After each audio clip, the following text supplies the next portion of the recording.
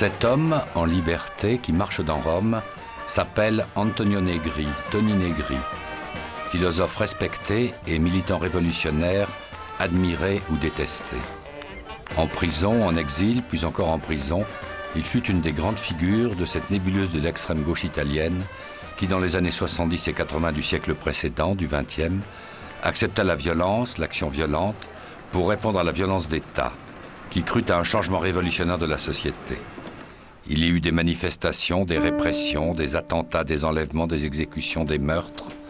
Le plus spectaculaire étant celui d'Aldo Moro, leader essentiel de l'État démocrate chrétien. Tony Negri, puisque moi je travaille pour une télévision qui est française, je lis des journaux français. Je vois dans des journaux, pour les gens qui ne vous connaissent pas vraiment, il y a écrit Tony Negri, longtemps supposé cerveau des Brigades Rouges d'un côté, figure mythique de l'extrême gauche, et de l'autre côté, l'ancien chef présumé des Brigades Rouges. Alors il y a l'image du Maestro Cattivo, il y a l'image du Grand Vecchio qui manipulait tout le terrorisme d'extrême gauche des années de plomb, mais c'est pas tout d'en rire. Écoutez, là, je suis fatigué de cette histoire. Oui, mais... Je suis fatigué vraiment parce qu'ils ont... En réalité, j'ai fait une vingtaine d'années entre prison et... Ça fait bon 10 années de prison et 10 ans de prison et 14 ans d'exil sur cette histoire idiote dans laquelle... Bon, on m'a accusé d'être chef de tout. Ils m'ont reconnu d'un point de vue, quand j'étais en prison la première fois en 1979, ils m'ont reconnu en tant que chef du groupe d'action qui a tué Moro, qui a tué les amis, les protecteurs, les gardes de Moro. Après, ils ont reconnu ma voix en tant que... quand j'aurais, dans la voix qui a annoncé la mort de Moro à la famille. Vous avez vu que c'était votre voix sur le téléphone Ah oui, il y a eu un prof ici de l'université de la Sapienza de Rome qui s'appelle De Mauro, avec lequel j'ai fait une conférence hier soir, d'autre part, oui. Sur Leopardi, parce qu'on était les deux qui parlaient sur Leopardi. Et après, il y a eu l'université de Illinois, aux États-Unis, qu'ils ont reconnu à 95%. Scientifiquement. Scientifiquement. Ma voix, c'est la même science qui aujourd'hui dit qu'il y a des armes destructives de masse en Irak. Non, c'est la même chose. Est-ce que vous vous souvenez du jour où vous apprenez l'enlèvement d'Aldo Moro? Oui. Le jour dans lequel Moro est enlevé, j'étais à Paris. Je me souviens que j'avais un rendez-vous à l'Odéon. Je suis arrivé vers 11 h à l'Odéon et un copain qui m'attendait, et qui maintenant, il est depuis 10 ans au moins un fonctionnaire du Fonds monétaire international. Il est arrivé avec Le Monde, qui était sorti dans la tarde matinée, non? Comme ça, en me montrant, il y avait écrit « Moro était enlevé ». C'était le titre à toute page.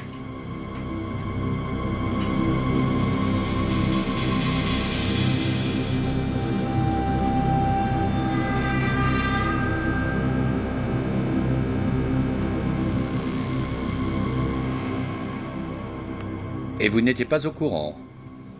Non. C'est ma faute peut-être parce que mes copains, peut-être ils ne m'ont pas informé, non, qu'ils étaient en train de faire ça. Mais je crois que, en tout cas, l'aspirateur aurait dû, non, le savoir, non? Est-ce que ça vous a surpris? Le fait que Moro ait été pris comme ça, je ne sais pas. Il y avait une situation en Italie dans laquelle, oui, la chose m'a surpris. Le climat était à ça. Ah oui. Le temps de ces années de violence et de répression en Italie est passé. Aujourd'hui, les temps ont changé.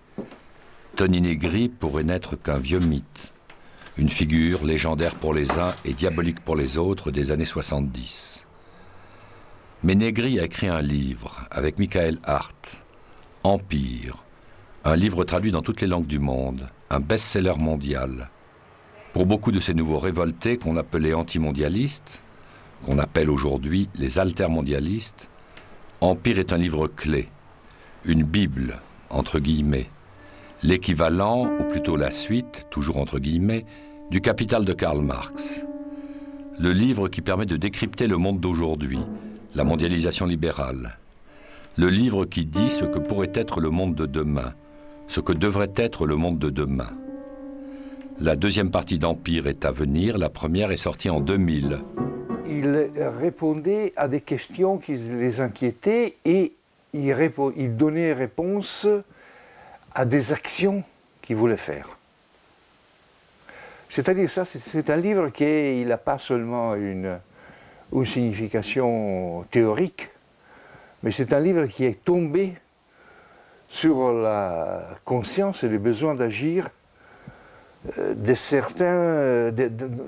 d'une génération, je crois. Cette génération anti-globale.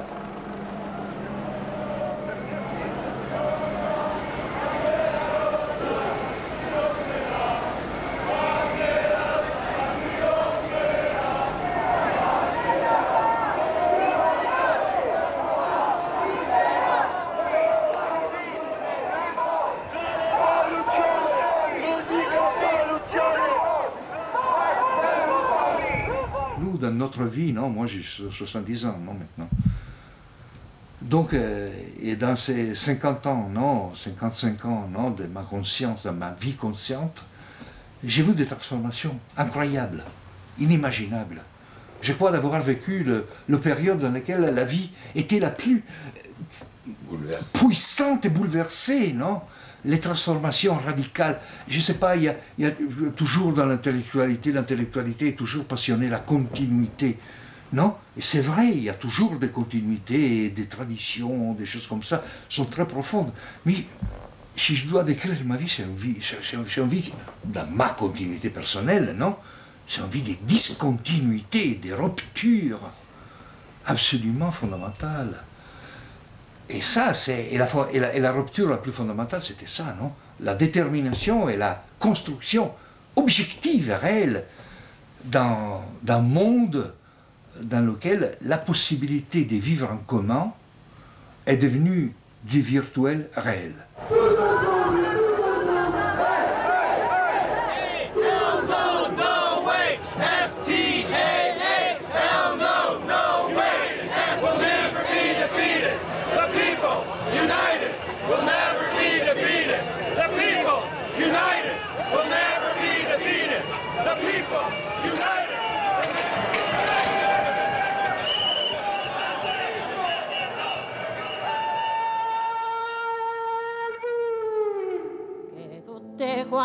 Tony Negri est né en août 1933 à Padoue.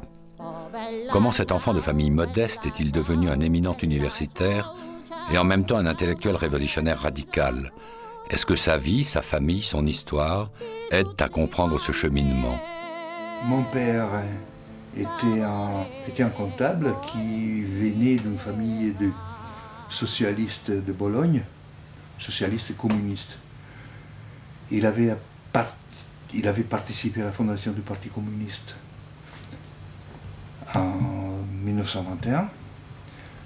Il était un secrétaire de la jeunesse socialiste de Bologne et il s'était transformé en communiste à Bologne. Et les fascistes, ils les ont comment on dit, malmenés.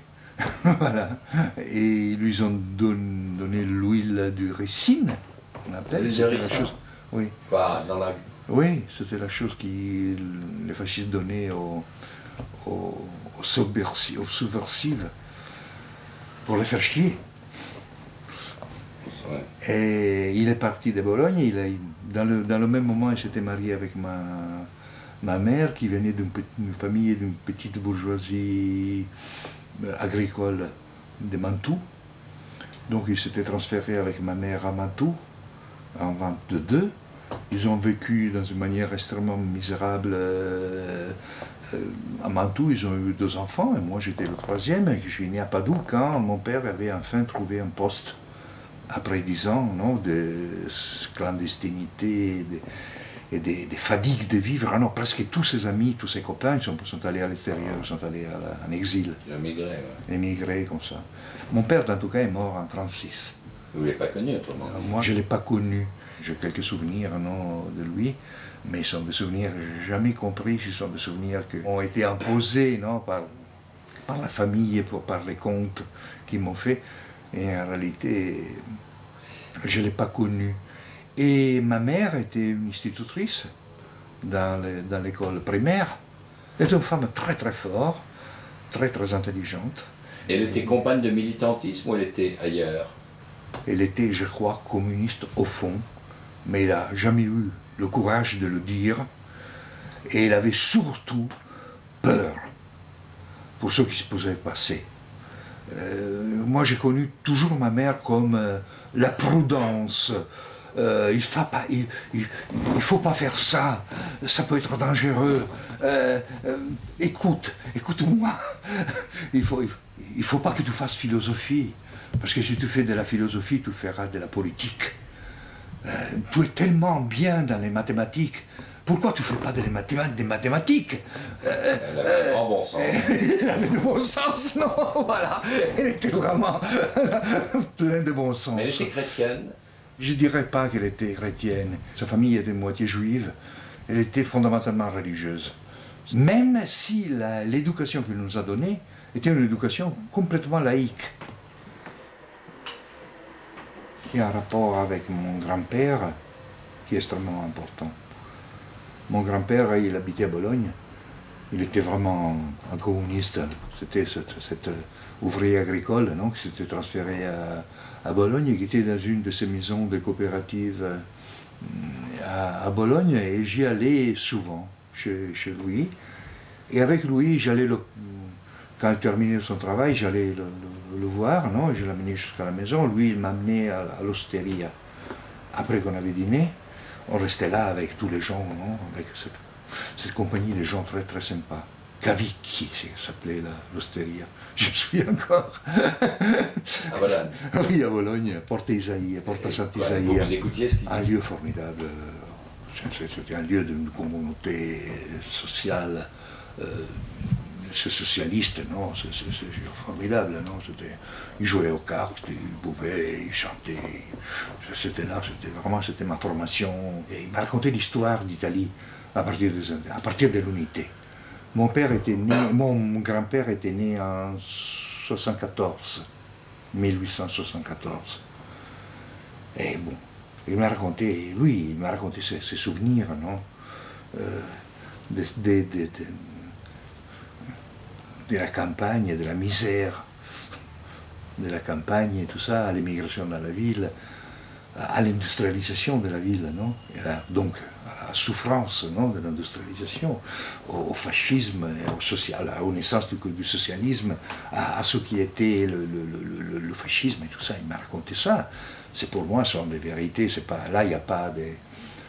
Je ne sais pas, moi, j'étais jamais... Et en plus, il faut dire qu'il m'a raconté tout ça dans une manière extrêmement véritable, loyale.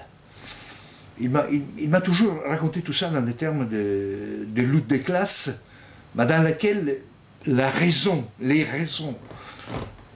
des patrons étaient toujours expliquées. C'était jamais une histoire sectaire. C'était, je dois dire, vraiment une forte éducation à l'intelligence de l'histoire. D'autre part, il y avait la campagne, non? La famille de ma mère, qui était une famille de petits propriétaires agricoles. Ma mère était complètement laïque, même dans cette forme religieuse que vous expliquais avant. Mais sa famille était une famille n'était pas fasciste, mais presque. C'est-à-dire que la défense de la terre qui était acquise avec tellement de fatigue. Qui avait raison pour vous de tout ça? Avait raison le travail. Le travail, c'est-à-dire le fait que tout le monde avait travaillé comme des fous. Et c'est ça, c'était la chose sacrée. C'était le travail. C'était le fait que tous ces gens avaient travaillé, que tous ces gens étaient dignes. Ils avaient une dignité profonde dans le travail. Que je pouvais les reconnaître, non, égaux entre eux, par le travail qu'ils avaient fait.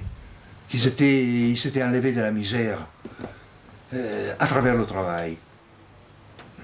Vous avez vécu toute cette enfance dans un climat totalement de vertu, sans aucun cynisme, où c'était le mérite, la vertu, le travail, l'honnêteté. Écoutez, j'ai honte de le dire, mais c'est un peu ça. C'est un peu ça. C'était vraiment la découverte qu'on pouvait être citoyen.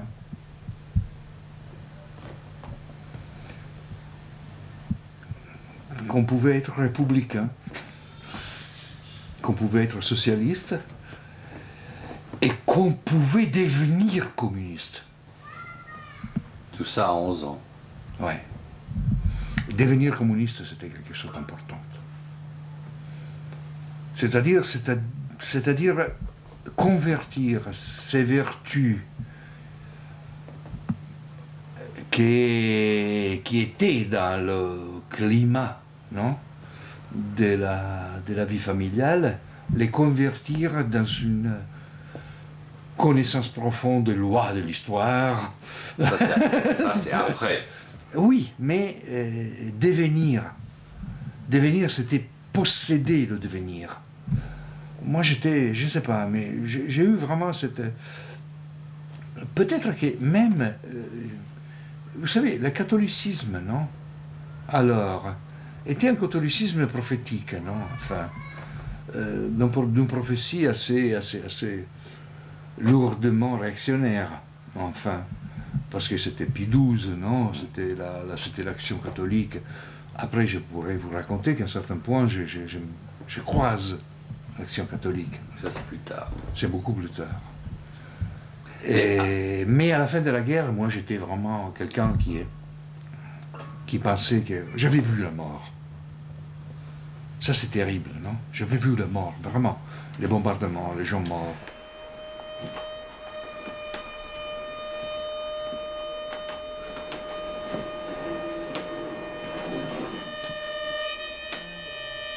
À Padoue, ville prospère, bourgeoise et catholique du nord de l'Italie, Antonio Negri commence des études classiques. Il découvre à 14 ans la philosophie en lisant Giordano Bruno. La liberté, il la découvre en voyageant partout en Europe quand ses moyens, ou plutôt ceux de sa mère, le lui permettent. Il découvre la politique en discutant avec ses condisciples. C'était le temps de la démocratie chrétienne triomphante d'Alcide de Gasperi. Negri rencontre des militants de l'Action catholique, la tendance la plus ouverte de ce catholicisme. Il participe à leurs activités, premier engagement, premier militantisme. On est arrivé à Rome et on s'est trouvé dans cette aventure qu'un certain Mario Rossi avait pris la direction nationale de la jeunesse catholique et il avait essayé de la transformer vers gauche, de l'amener à gauche, non? De l'amener à gauche en organisant, en divisant l'Action catholique qui était structurée pour les petits, les jeunes et les plus grands, non? Donc, à travers ce qui était une structuration sur l'âge, non? Et donc sur la discipline sexuelle, en réalité. Voilà. Et dans 3 secteurs qui étaient les ouvriers, les étudiants et les paysans, comme c'était en France, l'Action catholique. Et là, il y a eu un affrontement entre la direction de la jeunesse catholique, donc on est en 53, je crois, c'est entre 52 et 53. Il y a eu un affrontement entre la direction de la jeunesse d'Action catholique et la direction nationale, le Vatican. Voilà, et on était expulsés pour hérésie française. Française. Oui, parce qu'en France, justement, il y avait cette organisation. Il y avait les oui, voilà, et c'était le début des prêtres ouvriers. Negri, étudiant, entre à l'université. Il est particulièrement brillant. Sa vocation philosophique s'est affirmée. Toujours voyageur, il a découvert Sartre et Merleau-Ponty à Paris. Il lit Marx, va écrire une thèse sur le jeune Hegel et très logiquement va se retrouver professeur à l'université, celle de Padoue bien sûr. Parallèlement, son intérêt pour la politique n'a fait que se renforcer. Homme de gauche et homme d'action, il est allé en Sicile participer au combat de Danilo Dolci, défenseur des paysans pauvres, avant de se faire expulser par la police et renvoyer à Padoue, renvoyé à ses études. À partir de 58-59, je commence à aller à Turin, très souvent.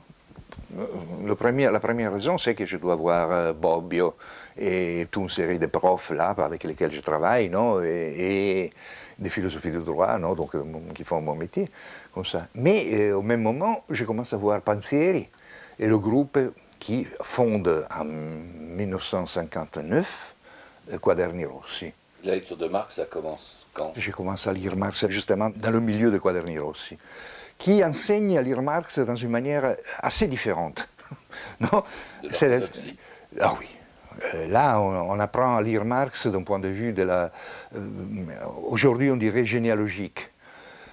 C'est-à-dire, en voyant le sujet, non, se déplacer dans le processus historique, non, et construire les catégories. Voilà.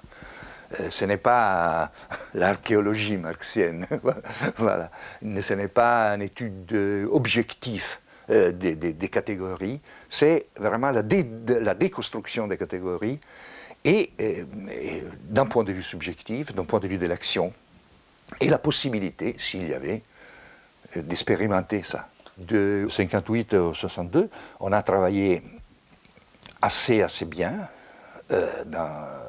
entre nous, d'un point de vue théorique, et contemporainément, on a commencé à faire des interventions politiques dans les usines. Et en particulier en 3 usines, non, qui étaient les 4 usines qu'on avait pris comme spécimen, non, comme ça, comme élément fondamental. C'était chez Fiat dans la carrosserie Mirafiori, non.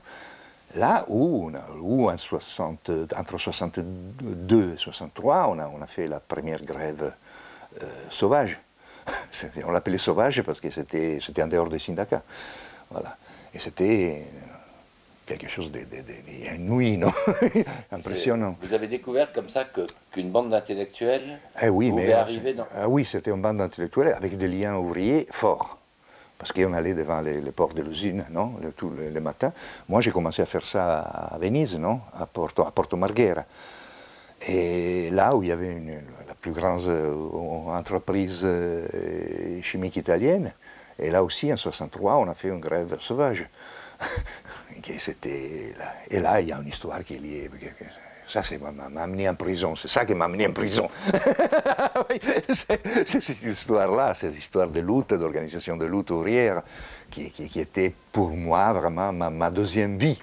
Voilà. Comment dissocier la vie? Il y avait l'éminent professeur qui allait en faculté. Ah, oui. Oui. Quand je partais de Venise, par exemple, j'habitais à Venise alors, et je partais avec ma cravate que je mettais dans la poche, non, comme ça, et j'allais le matin vers 6h, vers 5h devant l'usine, à faire propagande jusqu'à 8h, parce qu'il y avait l'entrée et la sortie des gens, non, à 6h et à 8h, non, comme ça. Et après, à 9h, j'étais à Padoue, je me mettais la cravate, non, et je faisais le prof. Comme ça. Et tout ça, ça a duré jusqu'à 71, 72, quand je suis transféré à Milan, à faire la même chose. Et en 63, moi, je gagne le concours universitaire de Dottrina dello Stato, que c'est pratiquement philosophie du droit public, non, comme ça, voilà. Et à quel âge?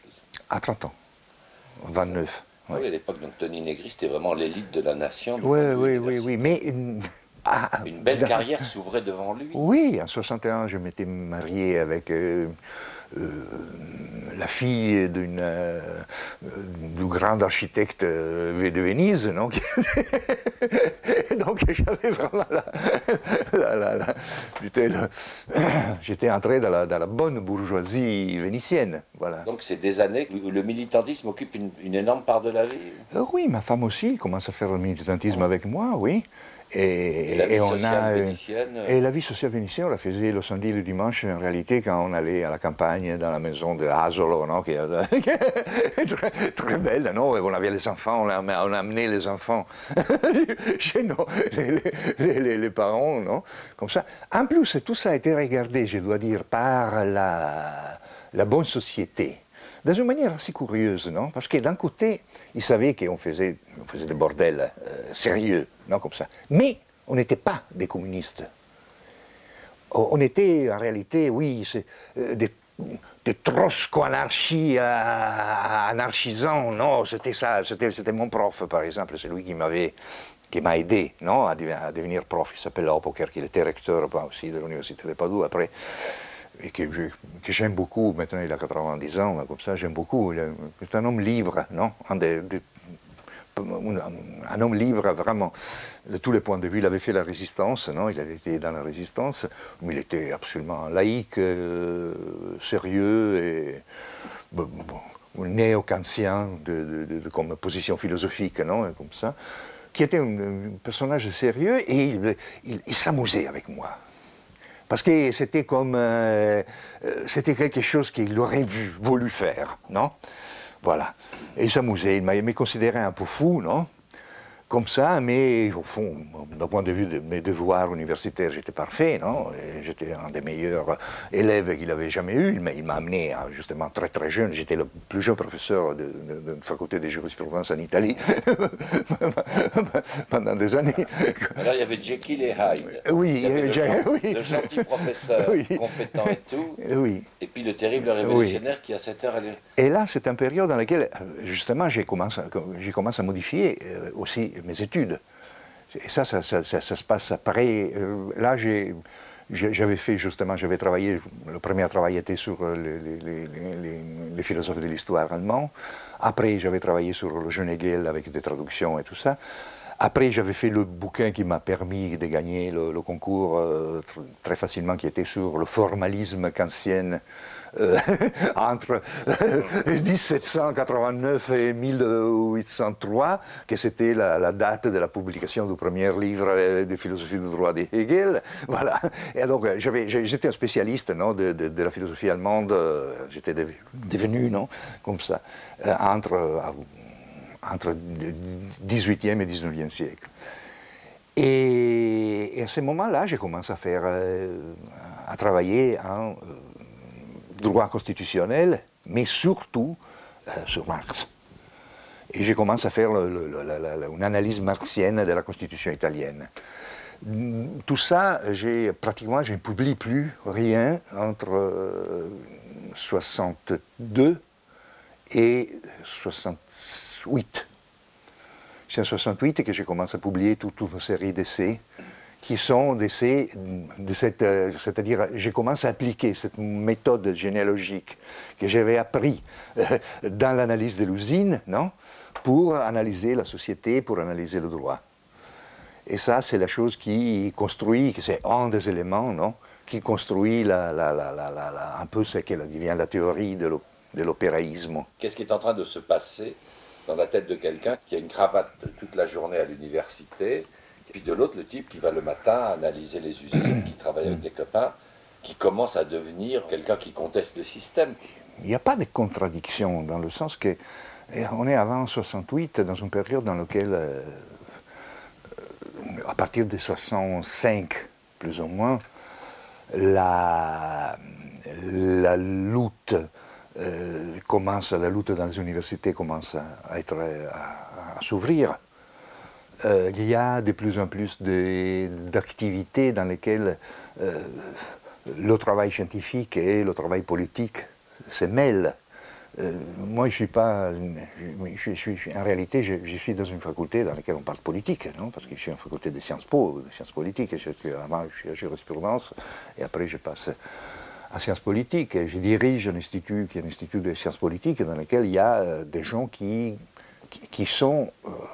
mes assistantes sont des gens qui pensent comme moi et ils commencent à travailler avec moi. Pourquoi est-ce que vous ne travaillez pas avec les communistes directement? Mais le problème, c'est très simplement que nous, on imagine une révolution communiste démocratique. C'est-à-dire qu'on est tout à fait convaincu que la liberté, c'est quelque chose d'essentiel. Et notre critique de l'Union soviétique est extrêmement dure à partir de la fin des années 50. Quaderni-Rossa, en réalité, naît d'une première crise très très forte de l'intelligentsia communiste en Italie, qui est après 1956. C'est l'Hongrie et le rapport Khrushchev. En 1960, je pars en Union soviétique 2 mois. Non. Et là, comme je vais à Leningrad, à Moscou, et après dans un sanatorium à Sochi, sur la mer Noire. Et là, pour moi, c'était vraiment la crise totale, non, vraiment, de me trouver devant ces gens. Bon, j'essaye de parler un peu de philosophie, c'était impossible.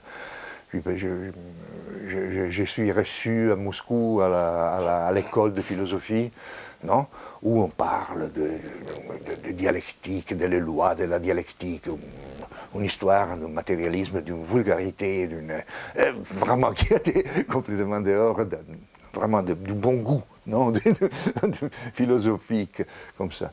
D'un point de vue politique, on est reçu, il y avait toute une série d'autres secrétaires des sections communistes italiennes, Kossuth, Alinovi, etc. On est reçu par M. Suslov, qui était le grand chef, le grand prêtre des partis communistes, comme ça, idéologue, comme ça, et il nous fait des discours complètement vraiment comme un patron, non, d'un certain point de vue, et d'autre part, des discours complètement réformistes, non. Et c'était pour moi vraiment réformiste dans le sens vraiment philo-capitaliste, non, voilà, décidément.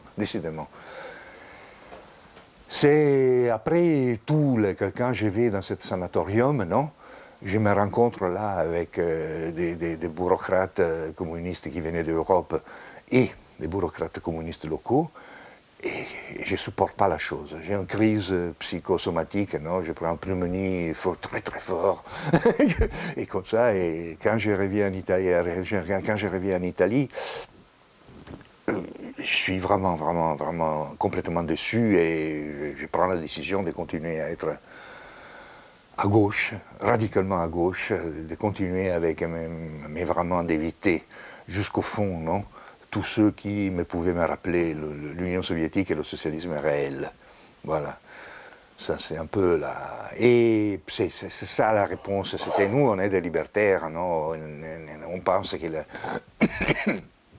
on pensait vraiment qu'il y avait la possibilité pour les ouvriers de gérer les entreprises, qu'il y avait la possibilité pour la société d'être gérée d'un point de vue démocratique, et qu'il fallait détruire le capitalisme, non? Mais c'est l'époque, ça c'est les années 63, 66, c'est l'époque de classe opéraria, c'est ça l'opéraïsme? Si, c'est ça l'opéraïsme, c'est l'analyse de l'usine, le fait de considérer le travail d'usine et le travail ouvrier en particulier comme la clé, non, vraiment de l'interprétation du social, c'est-à-dire tout l'ensemble, non, de l'organisation sociale dépendent de ce moment fondamental qui est l'usine. Voilà. Et l'usine occupe, pour ainsi dire, non, la société. Non, le capital occupe tout, il commande sur tout, ça c'est vrai. Mais à l'intérieur de ça, il y a cet élément dialectique qui est constructif, réel, qui est la mobilité, la capacité de lutte, la capacité de produire, non, de produire des valeurs, non, Après, on l'appellera l'autovalorisation, non, de la classe ouvrière. Voilà. Ça, c'est l'opéraïsme. Vous êtes pour la suppression du capital et du capitaliste et des patrons. Oui, on est sur ça, parce que, dirais-je qu'en plus, dans toute ma vie, j'ai toujours confirmé ce point de vue. Dans le sens que je vois les patrons de plus en plus inutiles, parasitaires. C'est-à-dire, je crois que la direction de la société peut être faite dans une manière démocratique, sans les patrons, par des égaux. Je ne comprends pas pourquoi il doit y avoir l'exploitation.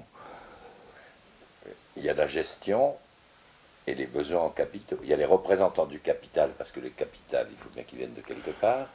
Et il y a les gens qui gèrent, et ceux qui gèrent, par définition, finissent toujours par être patrons. Mais oui, mais on peut gérer même dans une manière sociale. En plus quand le patron. Ils disent tous le patron, mais je pense en effet qu'il y a la possibilité d'imaginer la constitution d'une société sans des patrons. Il peut y avoir des autres formes d'autorité, mais le fait que l'autorité soit liée à la gestion du capital, ça c'est quelque chose qui, pour moi, c'est vraiment impossible à considérer comme juste. Juste, non. Eppure da un poco di tempo i padroni hanno paura. Eppure da un poco di tempo i padroni hanno paura.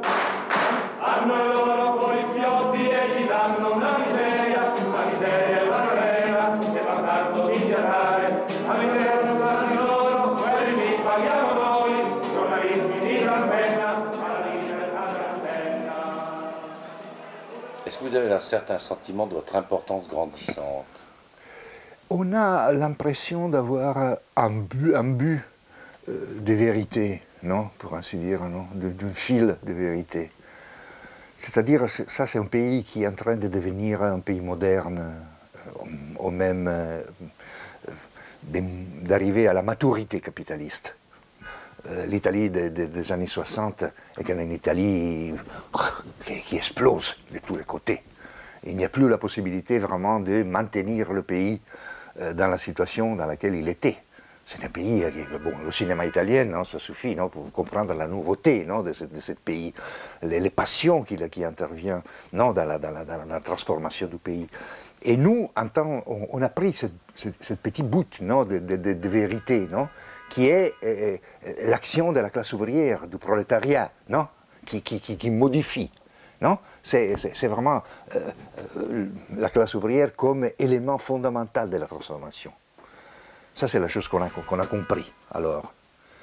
Et ça, c'est la chose qui nous a permis, en réalité, de construire, vous voyez, c'est très étrange, une continuité des pensées et d'actions.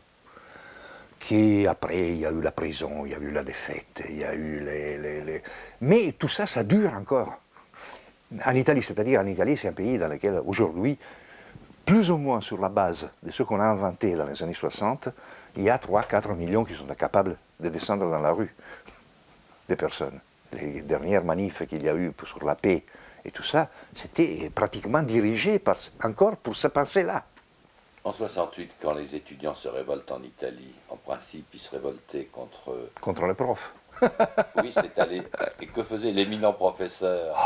Moi, par exemple, ils nous ont jetés dehors. Nous, on était en train de faire le premier jour qui sont occupés à Sciences Po, à Padoue, et on était en train de faire une espèce de conférence ouvriériste, non, avec Tronti, avec Azor, etc., qui a paru, c'est un livre qui est sur le keynésisme. On était en train de faire ça. Ils sont venus, ils nous ont jetés dehors, non? Ils savaient qui vous étiez. Mais oui, plus ou moins. Mais après, ils ont appris très vite qu'on était de leur part, Moi, je me suis mis à participer aux assemblées, non? À Padoue, non? Il y a commencent les occupations, non? Des facultés de lettres, des facultés de Sciences Po, des facultés de jurisprudence, des facultés de chimie, de la faculté d'ingénierie. Non, d'ingénieurs, non, de l'école d'ingénieurs. Le processus commence, non, dans les universités, c'est généralise dans les universités. Mais justement, dans les universités, il y a les groupes qui amènent tout de suite les étudiants devant l'usine. là, il y a le groupe, par exemple, Potere Operaio, non, qui commence à amener immédiatement les gens devant le pétrole chimique à Marghera, non, c'est-à-dire la pétrochimie à Marghera. Et là, il y a ces gens qui commencent à parler, non, entre eux. Les ouvriers, et souvent, ils sont les enfants, non? Ces gens qui étudient à l'université sont les enfants des ouvriers, non? Ah, parce que c'est un peu ce qui n'a pas trop bien marché en France. Ah ben, en France, ça n'a absolument pas marché. Et en Italie, ça a marché et a duré 10 ans. Pourquoi ça a marché d'un côté et pas de l'autre? Ah, parce que, selon moi, il y avait cette tradition de l'ouvriérisme. C'est-à-dire ceux qui étaient... Tu ne peux pas parler sans faire l'enquête. Et l'enquête, tu l'as fait dans l'usine, tu l'as fait dans les lieux dans lesquels il y a le travail. Le travail des ouvriers est la chose la plus importante qu'il peut y avoir. Et donc, tu dois aller là, tu dois... Et après, je dois dire aussi une autre chose, hein, et ça, il faut le dire. Nous, on est des enfants du Parti communiste italien, qui était quand même... le plus grand parti communiste et le moins sectaire. Enfin, en 1969, on fait la grève générale. On l'a fait, on l'a construit. Ce n'est pas la grève générale lancée par les syndicats et tout ça. C'est une grève générale qui est en acte. Et après, les syndicats suivent.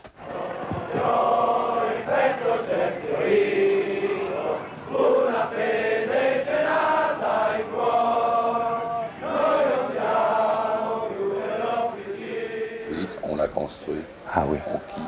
Ah, les groupes, Potere Operaio, Lotta Continua, etc. Lotta Continua vient, c'est un groupe qui dérive de la fraction des Quaderni Rossi, qui était restée à Quaderni Rossi.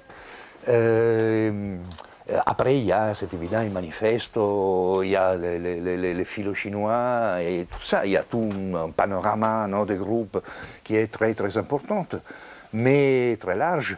Mais en réalité, ce qui se passe, c'est ce qui se passe sur les grandes usines, non, c'est Marghera, non, c'est Milan, Pirelli et Alfa Romeo, Siemens à Milan et Fiat, Lancia, etc., Turin, non, qui font le rythme, qui donnent le rythme, non, des luttes.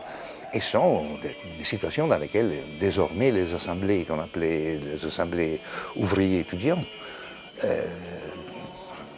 décident de la grève, décident pendant l'autunno caldo, non, l'automne chaud, non, et ça. C'est pratiquement la généralisation de lutte et on arrive à ce moment-là à des victoires extrêmes, c'est-à-dire toutes les augmentations de salaire sont égaux, pour tous les gens qui travaillent dans l'usine. La construction des conseils d'usine, de l'autre côté, et les conseils, c'est-à-dire tout le monde, ce n'est plus des commissions qui parlent comme ça, ce sont des grandes assemblées démocratiques à l'intérieur des usines. Et en troisième lieu, la généralisation dans la ville, dans les villes, non, voilà, des pratiques ouvrières, c'est-à-dire conseils de quartier, conseils d'école, etc. Ça, c'est quelles années? Ça, c'est entre 69 et 71.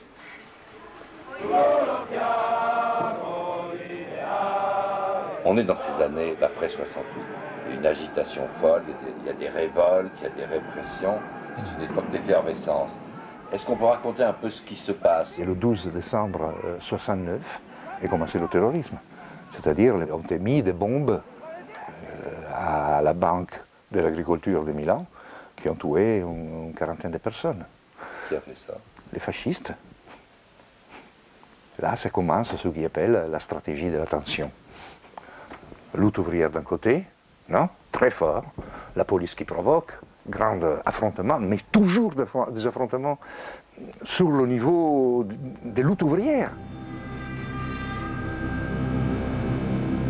C'était carrément l'État contre toute cette agitation? Oui, c'était l'État contre cette agitation, et cette agitation qui était en dehors du contrôle du Parti communiste et des syndicats.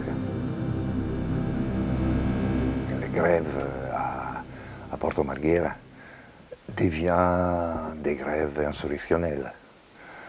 Et quand en 1970 on bloque l'usine, pendant 15 jours, non? Là, il y a, contre en particulier, un essai qu'avaient fait les syndicats et les patrons, de signer le contrat de travail, non? Pour la chimie en Italie, pour les ouvriers de la chimie. Là, on fait des barricades contre la police. La police attaque, non? Elle veut ouvrir, non? Pour laisser entrer les ouvriers, il veut garantir la liberté du travail, qu'on dit, non? Voilà. Et là, il y a les barricades, non? Des barricades qui durent pendant 3-4 jours. Et étant donné que Porto Marghera, c'est un centre industriel qui est au milieu de rien, non? Parce qu'il y a la lagune de Venise, non? Il y a Mestre à côté, et après, les ouvriers viennent d'un bassin qui est un bassin de 20-30 km, non? Autour de ça, dans tous les villages, de Chioggia jusqu'à Noale, comme ça, il y a, même dans les villes, il y a des barricades. Il y a tout là, ça c'est insurrectionnel, non? Ça devient vraiment, ça diffuse dans tout là. Et tout ça, c'est fait entre juillet et août. Je sens chez vous une exaltation joyeuse, de souvenirs. Ah non, c'était formidable, c'était vraiment incroyable. Vous étiez où? Moi j'étais à Marghera, j'étais là devant l'usine, non? C'était une période dans laquelle j'ai passé l'été, mes vacances je les faisais dans la maison d'un camarade, là, devant l'usine, non? Et le matin, je me réveillais, donc je ne devais pas faire la navette entre Venise ou Padoue vers là, jusqu'à l'usine. Et donc là, moi et ma femme, on dormait là, non, avec des moustiques qui étaient grands comme ça. Non, il y a une dioxine, il y a tout, c'est horrible, non? C'est vraiment... Mais vous aviez l'impression d'être en train de commencer à réussir la révolution ou quoi? On était en train de... Moi, j'étais jamais romantique. Hein. On était en train de réussir une sorte de grand effort de libération. Les hommes étaient plus heureux après avoir lutté comme ça. C'était quelque chose, ils étaient plus heureux et en plus, ils étaient vraiment, les salaires ont augmenté. Ils étaient plus riches aussi. Ah, ouais. Ah, oui, c'était pas des bêtises. Hein. C'était pas des luttes génériques. Là, c'était des luttes chaque fois sur des choses extrêmement concrètes. Regardez une petite chose. Hein. Là, il y a eu un procès dans cette histoire, l'année passée, non? En 2002, oui. En 2002, pour, je crois, 400 morts de cancer dans cette usine. Donc, et c'est seulement la surface. Là, par exemple, certains de mes camarades ont commencé à faire les grandes enquêtes épidémiologiques sur le cancer qui était produit par l'usine. Vivre mieux, c'est aussi ne pas mourir de cancer. Non? Dans les usines à côté, il y avait toute une série de phénomènes similaires. Mais c'est pas la pitié, non, qui était l'élément fondamental. Mais il y avait aussi une bonne dose de pietas, non, véritable, non, pour la souffrance, non, des gens à l'usine. Et en plus, il y avait les problèmes du salaire. Et nous, on était absolument convaincus qu'on pouvait mettre en crise, et c'était vrai, le capitalisme, l'organisation capitaliste italienne et l'organisation capitaliste globale à travers une pression des masses sur le salaire, c'est-à-dire sur la division c'est-à-dire il y a un gâteau, non? Le gâteau, il peut être divisé dans beaucoup et il y a un point à partir duquel faire le capitaliste, parce qu'il y a trop, la partie des gâteaux qui va aux ouvriers est trop grande, ne vaut pas la peine. Non? L'idée, c'est de décourager les capitalistes. Décourager les capitalistes, c'est-à-dire décourager l'organisation étatique et autoritaire qui est derrière le capital. l'organisation... Et là, qui aurait dirigé tout? Les plus brillants du groupe opposé et des révolutionnaires? Non, c'est pas les professeurs. C'est pas les professeurs, non. C'était l'organisation était l'organisation ouvrière qui faisait ça. Et je pense qu'il y a toujours la possibilité pour des gens intelligents qui viennent de la campagne et qui commencent à travailler dans l'usine et qui ont les enfants qui vont à l'école, d'arriver à diriger la production. Je vois pas la difficulté. Pourquoi? Mais à quoi vous leur serviez aux ouvriers? Voir des professeurs de l'université de Padoue qui viennent sur les barricades avec eux, qu'est-ce que ça leur fout? Ben, on servait on a construit des langages. On faisait notre métier, non? On construisait avec eux des langages. Et notre problème était celui que ces langages étaient vrais. Et la vérité de ces langages était la possibilité. C'était seulement eux qui avaient la capacité de le vérifier. La vérité n'était pas une vérité idéologique, parce qu'on disait, dans les secteurs de la production de chlorure de vinyle monomère au polymère, voilà, ça arrive ça, ça et ça. Il faut résister à cette chose plutôt qu'à l'autre pour ne pas mourir de ces choses-là. Et il faut, si on continue à travailler, on doit être payé 10% en plus. C'était 5 000, le mot d'ordre était 5 000 lires, pour tous, égal. Non? Et là, les grands manifs qui sont partis étaient sur ça. 5 000 lires. Quand on a occupé, on a fait ces manifs, la police s'est présentée, il y a eu une bagarre, mais l'usine était une usine autour de 12 000 personnes, mais l'ensemble des usines était 60 000 personnes. On a mis en grève tout, l'ensemble, le combinat de Porto Marghera, et on arrivait à Venise, c'était la première fois que la classe ouvrière arrivait à Piazza San Marco. C'était quelle année? C'était en 70. Mais on avait déjà fait en 63, 67, 68, on avait déjà fait. Mais, et là, on a fait on a incendié la gare de Mestre, la station du rail, on a bloqué les... C'était justement, on a bloqué tous les autoroutes, non? Et comme ça, c'était complètement, c'était le jour, c'était le 1er août, je me souviens parce que c'était mon anniversaire, non, le 1er août, et c'était pratiquement bloqué tous les Allemands qui venaient, qui descendaient, non? Qui descendaient du nord. C'était complètement bloqué, on a bloqué et tout ça pendant une semaine, donc pratiquement 10 jours. Et non, mais c'était des luttes inimaginables. Aujourd'hui inimaginables. Oh bella ciao, ciao, ciao, ciao, ma verrà un giorno che tutti quanti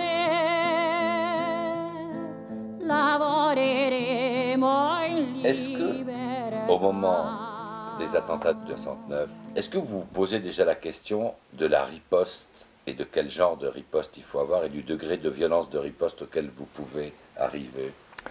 Vous commencez à vous le poser, ça? Si. En quels termes et comment? On a de plus en plus monté nous-mêmes, non? Des structures, non? Qui étaient des structures d'autodéfense. Là, le problème, c'était surtout l'autodéfense, non? Parce que tu allais à un manif, non? Et la police tirait. Chaque manif, cette grosse manif, il y avait des morts. En Italie, c'était impressionnant, c'était Et naturellement, les gens ont commencé à tirer eux-mêmes. Potere Operaio avait essayé de s'organiser d'un point de vue militaire. Ça, c'était surtout à Rome. Et nous, au nord, non, on n'a pas voulu. Non? Et on a fait... on a déçu l'organisation. C'était en 73. C'est-à-dire, vous n'acceptiez pas que la violence réponde à la violence? Non. La violence peut répondre à la violence. Quand la police tire sur une manifestation, il n'y a pas 18 espèces de violence. Il n'y en a qu'une, vous le saviez. Non. Si tu réponds à la police quand la police tire, c'est une chose. Si tu attends le policier le soir quand il va à la maison et tu lui tires, c'est une autre. Si tu réponds au feu pendant la manif, c'est une chose complètement différente. Là, c'est la guerre. C'est ce qu'on appelle la guerre civile. Eh oui, ça s'appelle la guerre civile. Mais le terrorisme est une autre chose. Vous savez que quand la situation des usines sociales est arrivée à un certain point critique, non, il faut répondre à travers certaines provocations, à travers certaines stratégies de la tension, non, par exemple, et tout ça. Vous êtes arrivé à l'idée que la guerre civile était souhaitable? Je suis arrivé à l'idée que la guerre civile était presque nécessaire, pas souhaitable. Je ne crois pas d'avoir pensé ça. Non, mais bon, pas souhaitable, mais nécessaire, ça veut dire. Nécessaire, ça signifie qu'on y était. On y était, il y avait la police qui mettait les bombes. Il y avait la mafia qui était prise par l'État et utilisée contre nous.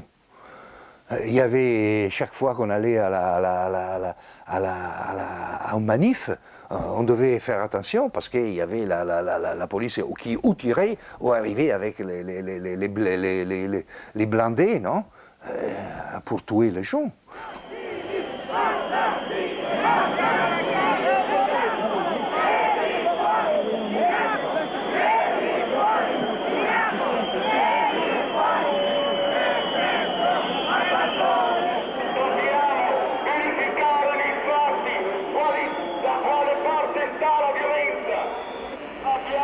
Brillant philosophe et professeur à l'université de Padoue, Toni Negri, né en 1933, devint dans les années 60 l'un des grands théoriciens, des leaders du mouvement révolutionnaire qui fit trembler l'Italie pendant les quelques 10 ans du mai rampant italien et des années de plomb.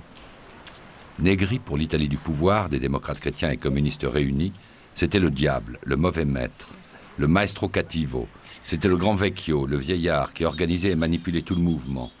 Cette nébuleuse de mouvements dans lesquels, et c'est bien la singularité de l'Italie des années 60-70, ouvriers et intellectuels révolutionnaires étaient réunis dans la certitude de pouvoir changer sinon le monde, du moins l'Italie. L'affrontement était total, stratégie de l'attention du côté de l'État, volonté de rendre coup pour coup en face, même si les degrés de radicalité quant aux moyens à employer différaient d'un groupe à l'autre. Beaucoup ont payé de leur vie, des deux côtés, d'autres ont connu la prison, comme Toni Negri, aujourd'hui libéré.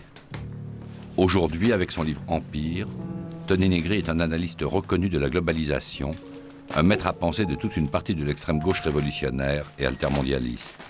Pourquoi est-ce que tout d'un coup, l'opéraïsme et classe operaia s'arrêtent? Il y a dissolution et est né un nouveau mouvement qui s'appelle Potere Operaio. Ah oui, la classe operaia était née d'une scission de Quaderni Rossi.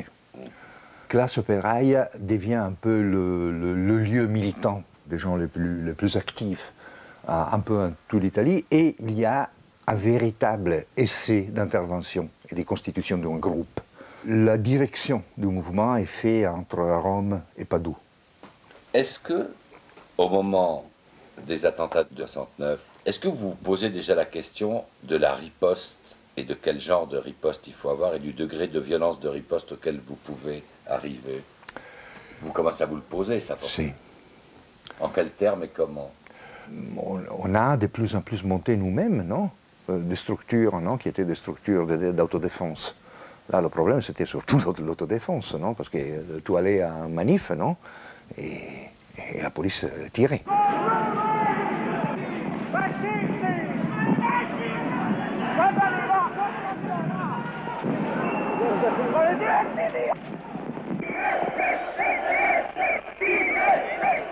Potere Operaio avait essayé de s'organiser d'un point de vue militaire. Ça, c'était surtout à Rome. Et nous, au nord, non, on n'a pas voulu. Non. Et on a déçu l'organisation. C'était en 1973. C'est-à-dire, vous n'acceptiez pas que la violence réponde à la violence? Non. La violence peut répondre à la violence. Quand la police tire sur une manifestation, il n'y a pas 18 espèces de violence. Il n'y en a qu'une. Vous le saviez? Non. Si tu réponds à la police quand la police tire, c'est une chose. Si tu attends le policier le soir quand il va à la maison et tu lui tires, c'est une autre. Si tu réponds au feu pendant la manif, c'est une chose complètement différente. Là, c'est la guerre. Ça s'appelle la guerre civile. Eh oui, ça s'appelle la guerre civile. Mais le terrorisme est une autre chose. Et en plus, il y avait le terrorisme d'État qui continuait. Parce qu'il faut considérer que nous, on est tombé dans un jeu qui était un jeu prévu par les traités de la police et du contrôle des situations chaudes. Ça, si vous prenez les traités de la CIA ou de toute police, non, du monde, vous savez que quand la situation des usines sociales est arrivée à un certain point critique, non, il faut répondre à travers certaines provocations, à travers certaines stratégies de la tension, non, par exemple, et tout ça. Vous êtes arrivé à l'idée que la guerre civile était souhaitable? Je suis arrivé à l'idée que la guerre civile était presque nécessaire, pas souhaitable. Je ne crois pas d'avoir pensé ça. Non, mais bon, pas souhaitable, mais nécessaire, ça veut dire. Nécessaire, ça signifie qu'on y était. On y était, il y avait la police qui mettait les bombes. Il y avait la mafia qui était prise par l'État et utilisée contre nous. Il y avait, chaque fois qu'on allait à une manif, on devait faire attention parce qu'il y avait la police qui ou tirait ou arrivait avec les blindés, non, pour tuer les gens. Est-ce qu'il y a un moment où le discours de militant et le discours de professeur s'unissaient et devenaient un seul discours? Oui, mais à un niveau théorique très haut. C'était pas quelque chose... Oui, par exemple, je ne sais pas, il y a dans ces années-là, je publie 4 ou 5 petits bouquins, non, comme ça, qui sont des bouquins théoriques, non. Ils sont un peu la clé, non, comme ça, au mieux, le résumé, non, voilà, de la discussion qui se passait à l'intérieur des organisations, pas seulement des Potere Operaie, parce qu'en 63, moi, je sors des Potere Operaie, non? En 60, excuse-moi. En 73, je sors des Potere Operaie, et on commence à participer à cet archipel, non, de l'autonomie, non? Et là, j'ai écrit ces petits bouquins qui s'appellent Stato, come s'appelle, Classe operaia contro lo Stato, Dominio e sabotaggio, Lotte operaie nella crisi capitalistica, etc. Ils sont 5 ou 6 que maintenant je peux republier tous ensemble, non? Et qui forment, et qui sont en train d'être traduits en anglais, en allemand et tout ça, non? Il y avait des parties qui étaient déjà traduites, mais maintenant c'est vraiment... en les lisant, on s'aperçoit, non? La ligne de pensée qu'il y avait dedans, c'était ça. L'organisation capitaliste, celle qu'elle est, maintenant, elle est arrivée vraiment à la crise. Il n'y a pas possibilité de sortir de cette crise. Sinon, dans une forme qui est une forme complètement nouvelle, c'est-à-dire au-delà de l'État-nation, à travers ce qui est une nouvelle formulation de l'organisation du travail et de l'organisation de la souveraineté. Il faut donc intervenir sur ce passage. Il ne faut pas laisser gagner le capital sur ces passages. Le laisser gagner sur ces passages, ça signifierait une augmentation, non, de l'exploitation. Et surtout, il faut utiliser la crise en tant que telle, non, pour casser le pouvoir du capital, pour l'affaiblir. 1970, 1971, 72, 73, etc., jusqu'en 77. Manifestations, grèves, occupations, le chaos ne fait que croître. Du côté de l'État, c'est la stratégie de la tension. En 1969, des bombes ont fait sauter la gare de Milan. Il y a eu beaucoup de morts. On dit aujourd'hui que c'était l'action des services secrets manipulant des groupuscules fascistes. De l'autre côté, les ouvriers s'organisent en comité. Les usines Fiat à Turin sont occupées au printemps 73.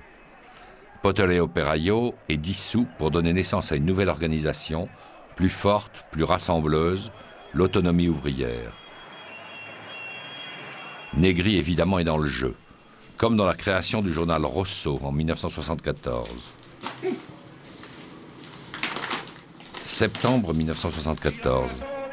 Berlinguer, patron du Parti communiste, parle de compromis historique avec la démocratie chrétienne. C'est la fin des espoirs en un gouvernement vraiment de gauche. 1975, de nouvelles lois durcissent la répression, accroissent les pouvoirs de la justice et de la police.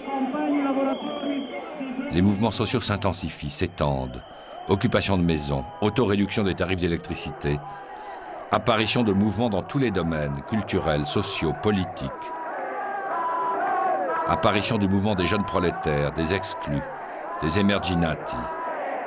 La fièvre révolutionnaire, on ne peut plus dire réformatrice, semble avoir saisi tout le pays. En 1977, il y a l'explosion de ce qu'on appelle le nouveau prolétariat. C'est-à-dire, en 1977, à Bologne, la police tire sur les étudiants et tue un étudiant. Et il y a la révolte de l'insurrection à Bologne. Et moi j'étais en France, je n'ai pas compris, je n'ai pas suivi bien. C'est-à-dire, en septembre, on a fait cette grande assemblée à Bologne dans laquelle je n'ai pas pu aller, non, parce que il y avait cette... C'était en réaction au... Il y a eu une grande assemblée, c'était en réaction à tout ce qui s'était passé pendant la... Oui, à printemps, et dans laquelle il y avait justement tous les Français, etc. Il y avait Dario Fo, il y avait tous les intellectuels de gauche encore, non, et italiennes, et tout ça était contre le PC, non, en réalité, très clairement, non, contre le PC. Et oui, Bologne était la ville du PC. Ceux qui avaient appelé l'armée, c'était le maire communiste de Bologne, hein, c'était et donc là, en plus, à Rome, le grand secrétaire de la CGIL était jeté dehors de l'université, dans une manière extrêmement violente. Tu veux dire, le patron des syndicats communistes a été viré par des étudiants, entre guillemets, gauchistes. Les autonomes. Et donc j'étais dehors de l'université. Donc là, la rupture entre nous et le PC était une rupture féroce. Cette assemblée, et c'était lutte armée ou non, et c'est arrêté là. Le discours n'a pas eu de solution. Et là, il y a eu une certaine partie des camarades, surtout à Rome, qui sont passés aux Brigades Rouges. Et Brigade Rouge, entre 1977 et 1978, a eu la possibilité de s'organiser, réorganiser ici. En plus, en changeant complètement sa composition sociale. Parce qu'au Nord, c'était une composition ouvrière.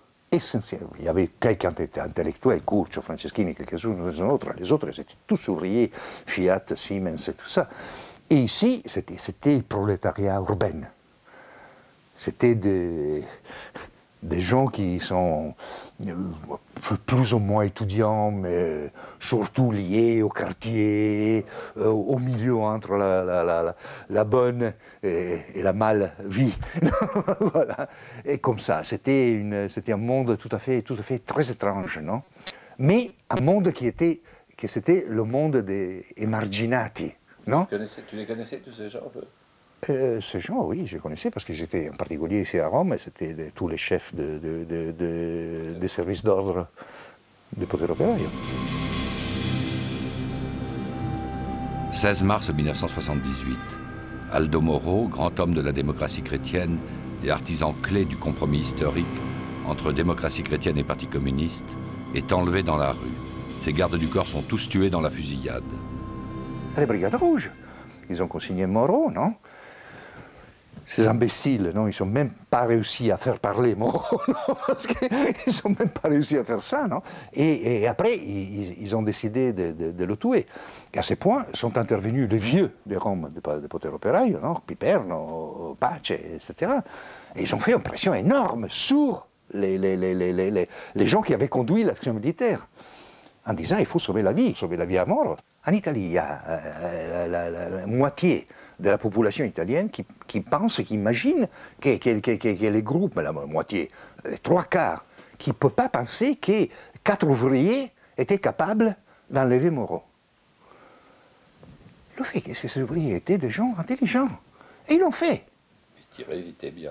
Hein? Ils tiraient vite et bien. Ils tiraient vite et bien. Il y avait des gens qui étaient des services d'ordre de Potere Operaio, qui étaient ceux qui ont fait toute l'action militaire.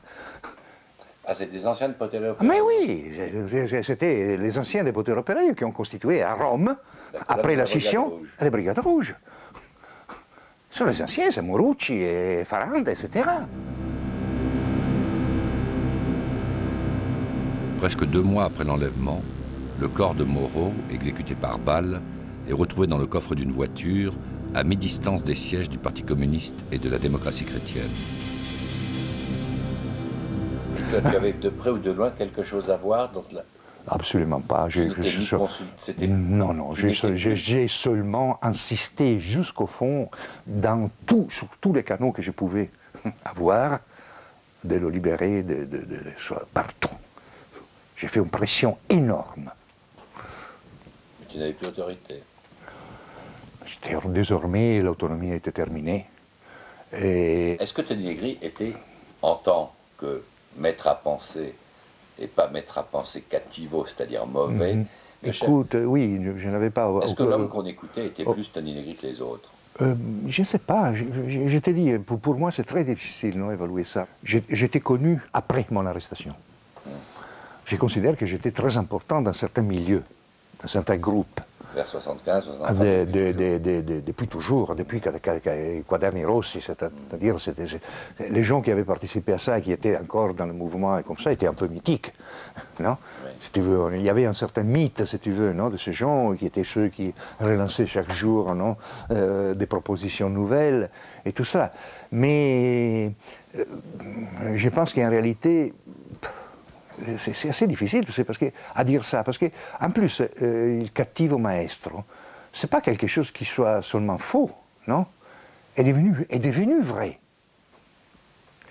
C'est-à-dire, quand ils ont dit, toi, tu es le cattivo maestro, ils ont, je ne sais pas, fait passer à la télévision pendant des mois, non? Mon visage qui était comme ça. Tous les journaux, non? Ils ont dit les choses les plus terribles. Il y a là derrière moi une phrase de Pertini, qui était le président de la République, qui dit Negri était un véritable délinquant lombrosiano. C'est ça. C'est écrit. Qu'est-ce qu'avait pu faire Tony Negri? Là, c'est Corriere della Sera, c'est pas. Tu comprends? Donc, Pertini, c'était un homme honorable, président de la République, et tout d'un coup. Tout d'un coup, il dit ça. Oui, c'était ni un crétin ni un salaud. Non, peut-être tu sais qu'il était tout ça, mais moi, après qu'il a dit une phrase pareille, je ne l'apprécie pas en tant que... Non, mais il y avait des tas de gens en Italie. Non, mais pour te dire, c'est devenu ça. C'est devenu réel.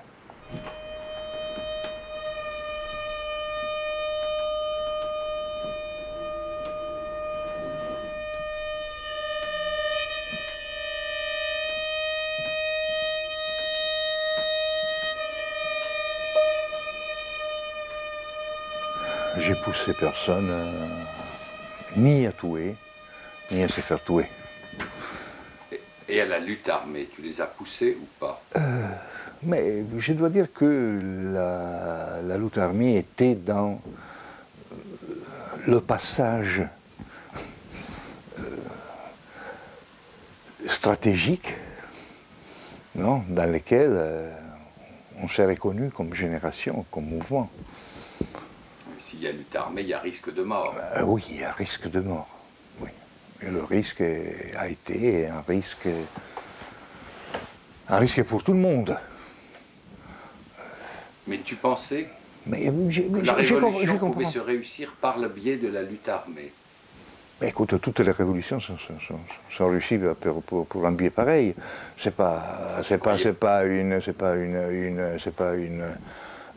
nouveauté, hein. Est-ce que tu as cru un moment que vous alliez changer la situation italienne comme 1917 avait changé l'histoire de Russie? Non, mais j'ai croyé à ce qui était une lutte de longue durée. C'est-à-dire les 10 ans qu'on a fait jusqu'à les 68 au 78, 79, c'était 10 ans dans lesquels on avait réussi, avec avec le deuil, non, pour la mort de certains copains, dans un processus qui était un processus d'erreur et de vérification. Quand même, le mouvement s'était maintenu, c'était un mouvement dur, c'était un mouvement consistant, c'était un mouvement massif. Et si on demande... Je ne sais pas. Aujourd'hui, je ne dirais pas ça. Hein, à la réflexion, aujourd'hui, il y a eu des erreurs fondamentales dans ces 10 années de révolte. Qu'est-ce que tu veux que je te dise là? Tu aurais pu analyser aujourd'hui. Aujourd'hui, je peux analyser ça, et je le fais d'autre part, non? Le plus grand des erreurs qu'on a fait, c'était la rupture radicale, féroce, avec la gauche. C'était Tony Negri personnellement, ou c'était énormément de gens qui voulaient être en rupture totale avec les communistes du Parti communiste? Écoute, là, c'était vraiment une énormité de gens, non? C'était la ligne. Si tu ne passais pas ça, tu ne venais pas à Potere-Operaio. Voilà. Il fallait être anticommuniste. Mais ce n'était pas anticommuniste, on était communiste, on était contre le PC. On était contre le réformisme, non? Le 7 avril 1979, avec 30 de ses camarades, Tony Negri est arrêté, accusé d'être le chef de toute l'organisation Autonomie ouvrière, dont son bras armé, les Brigades rouges.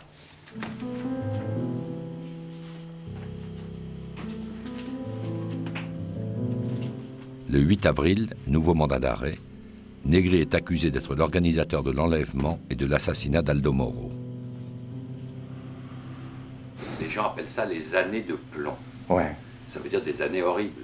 Je suis sûr que vous ne dites pas les années de plomb quand vous en parlez. Bon, on dit aussi les années de plomb, hein, parce que c'était aussi les années de plomb. Hein. Il y avait beaucoup de morts, il y avait beaucoup de gens qui sont... Mais, avant tout, première chose, tu sais, la classe ouvrière est une grande réalité, une réalité aussi forte et généreuse. Souvent, c'était. Mais aussi très astucieuse. Ils nous ont utilisés. C'est pas le contraire. Ah oui, pas le contraire. C'est pas vous, intellectuels, qui au nom de vos utopies avez mobilisé la classe ouvrière. C'était eux qui nous ont utilisés. Ils ont augmenté leur salaire, parce que les patrons avaient peur, et ils payaient. Ils ont augmenté leur force. Le Parti communiste, le vieux Parti communiste est arrivé au 35, 36, 37% en suivant cette ligne. Et nous, ils nous ont laissé crever. Hein. Il faut regarder les choses comme elles se sont passées. Sauf dire, cher copain, aurait été beau avoir le même courage que vous aviez. Ah bon, mais ça c'est sûr. Hein. Mais il faut que tu entres dans le jeu, non? Le jeu était ça, non? Ils nous ont utilisés jusqu'à un certain point pour se réorganiser. Si tu penses à la Vénétie, il n'y avait pas de syndicat. Nous, on a construit le syndicat à partir de zéro. Les communistes n'avaient pas fait de syndicat. Il n'y avait pas un syndicat de là. Oui, il y avait le syndicat, c'était un syndicat bureaucratique qui n'existait pas, était complètement dehors de la réalité. Nous, on a construit le syndicat qui partait de tous les petits secteurs à l'intérieur de l'usine. On a fait tout ce travail, c'était un travail énorme. et qui était aussi un travail qui nous a donné une force extraordinaire.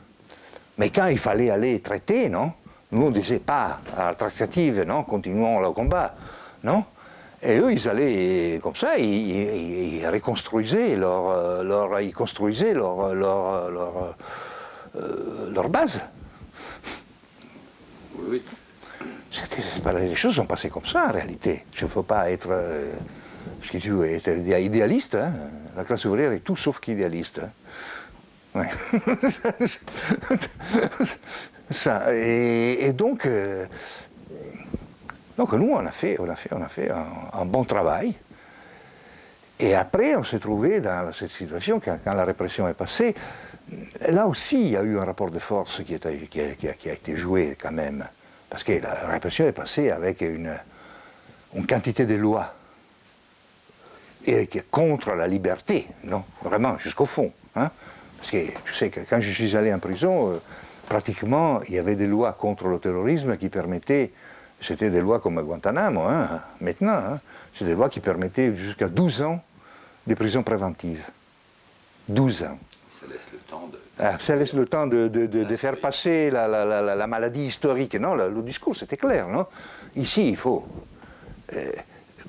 comme on disait, enlever l'eau dans laquelle les poissons terroristes nagent, vivent. Et donc, nous, on était l'eau.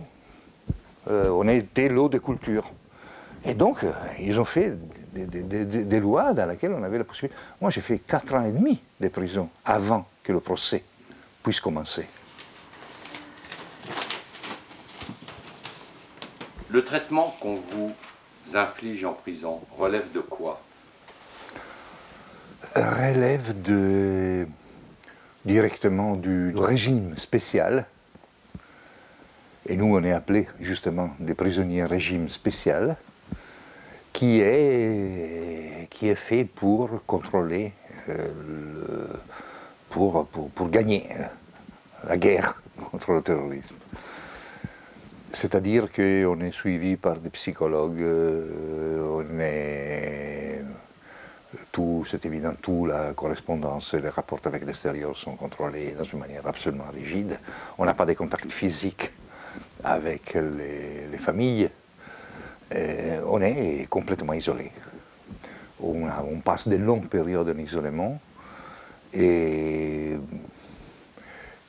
naturellement, nous, on lutte. La lutte contre les conditions de vie en prison était une lutte vraiment féroce. Chaque jour, on s'arrêtait tu sais, on cassait la discipline, non? Comme ça, alors ils te prenaient, ils te mettaient en isolement, mais après, tu hurlais, il y avait pratiquement les autres qui faisaient bordel incroyable, et tout ça. Et avec ça, on est arrivé jusqu'à la révolte, que c'était la révolte la plus terrible que je crois que s'est passée dans les prisons italiennes, non? À Trani. Et on prend en otage des gardiens, non? On fait la barricade dedans, non? On se renferme dans la prison. Et les Vous avez réussi à prendre le pouvoir dans la prison? Oui.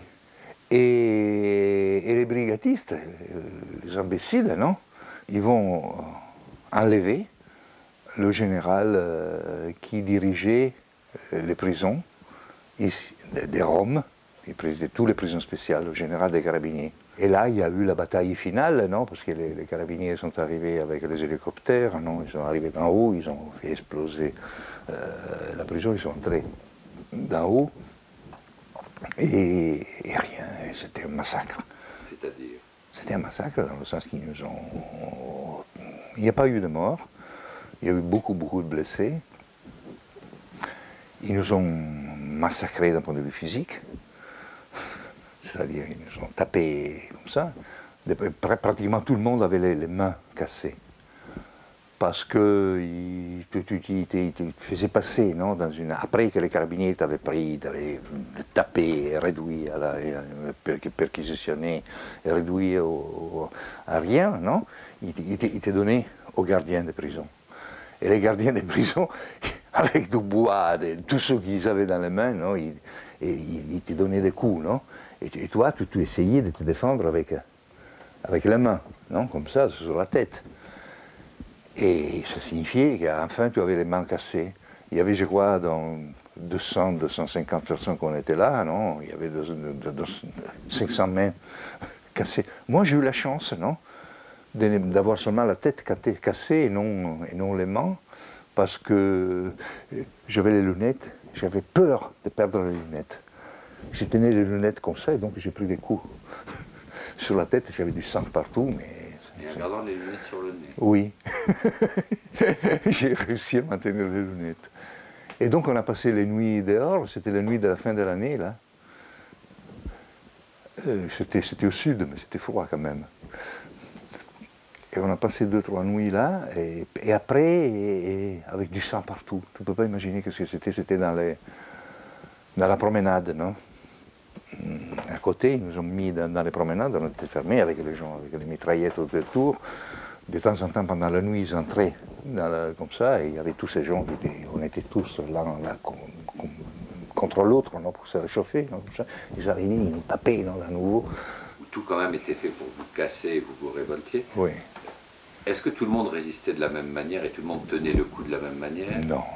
Là. C'est fait pour détruire. Oui, c'était pour te détruire et c'était surtout pour te pousser vers le repentir.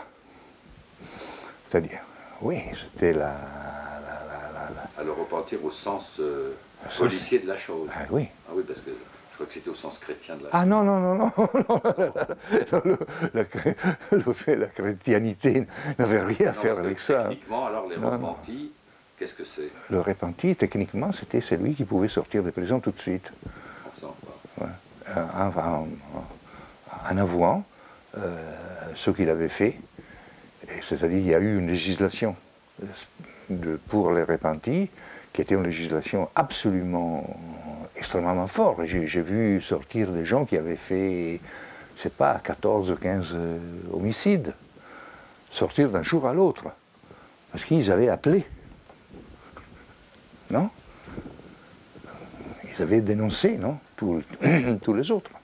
Je dois dire que moi-même, j'ai eu la chance d'avoir un repenti qui a dit que moi, j'avais rien à faire avec l'affaire Moreau. Moi, je suis sorti de l'affaire Moreau comme ça. Hein. Quand ils ont pris, parce qu'avec l'affaire Moreau, ma voix a été reconnue au 95%, et ma présence était, moi j'étais vu, etc. J'étais arrêté le 7 avril, et le 21 décembre, il y a eu, ils ont pris Patrizio Pecci, un des chefs de Brigade Rouge, il était repenti, il a dit, mais Negri, il n'a rien à faire avec l'affaire Moreau, et donc, qu'est-ce qu'ils ont fait? Ils ne m'ont pas mis dehors, ils ont complètement changé les choses, ils ont trouvé un autre repenti, que c'était un certain Fioroni, non? Qui m'a accusé, non, d'être responsable de... Bon, je suis passé de 17 homicides, non, c'était la première accusation qu'ils m'ont fait, à 2. Non? C'était déjà quelque chose, non? Comme ça, comme différence. C'était 2 homicides complètement faux, non? Et c'est la période dans laquelle j'écris Spinoza, par exemple, non? Negri prisonnier redevient philosophe. Eh oui, qu'est-ce que tu veux que je fasse, non? En prison. Tu ne dis pas en prison, c'est du temps perdu, non? À vous, marxiste révolutionnaire, qu'est-ce que vous apporte Spinoza? Il nous apporte, d'un point de vue méthodologique, si tu veux, non, comme ça, une conception tout à fait matérialiste du monde, non? Et une possibilité de voir le monde se construire. Voilà, ça c'est la chose absolument la plus importante, non? Et après, c'est un matérialisme tout à fait de l'immanence, non? Il a l'idée que la société est construite par un mécanisme de passion, et que ces passions sont des passions qu'on peut considérer bonnes, positives, qui vont construire la société, et que cette société construite à travers un mécanisme matériel et passionnel est une société dans laquelle plus les hommes sont ensemble, plus ils sont heureux. Voilà. Donc c'est une espèce de communisme spontané, non? Celui que tu trouves dans la philosophie de Spinoza. Et après, il y a une théorie politique, une théorie, il y a une éthique, non? Et une théorie politique qui sont extraordinaires, parce que vraiment, ils pensent que l'homme est complètement perfectible, toujours perfectible, que les rapports entre les hommes sont des rapports riches, justement, non, productifs, qu'il y a la possibilité d'enlever toute autorité qui ne soit pas construite par les hommes mêmes, en pleine conscience.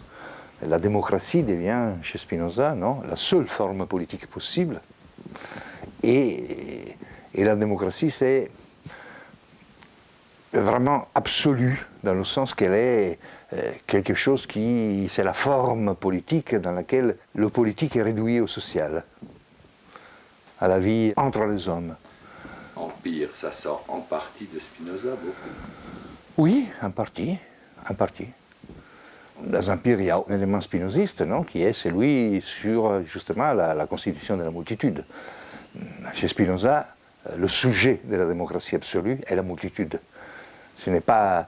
c'est-à-dire que la multitude des gens, il vient avant l'État. Le peuple est créé par l'État. Mais la multitude n'est pas créée par l'État. L'État est complètement subordonné à une multitude et une multitude de singularités intelligentes. Ce qui est extraordinaire, c'est que c'est peut-être cet aspect spinoziste qui fait une grande partie du succès du livre, à part la rigueur d'analyse. Oui, mais j'espère, j'aimerais bien que ce soit ça. Dans tout cas... on imagine le lien entre ces multitudes d'individualités qu'on trouve dans le mouvement, comme on dit maintenant, altermondialiste, oui. Qu'on trouve dans ces réunions Gênes, ils sont tous spinozistes sans le savoir ou pas? Oui, je crois qu'ils sont en bon partie des spinozistes sans le savoir. Je suis tout à fait convaincu de ça.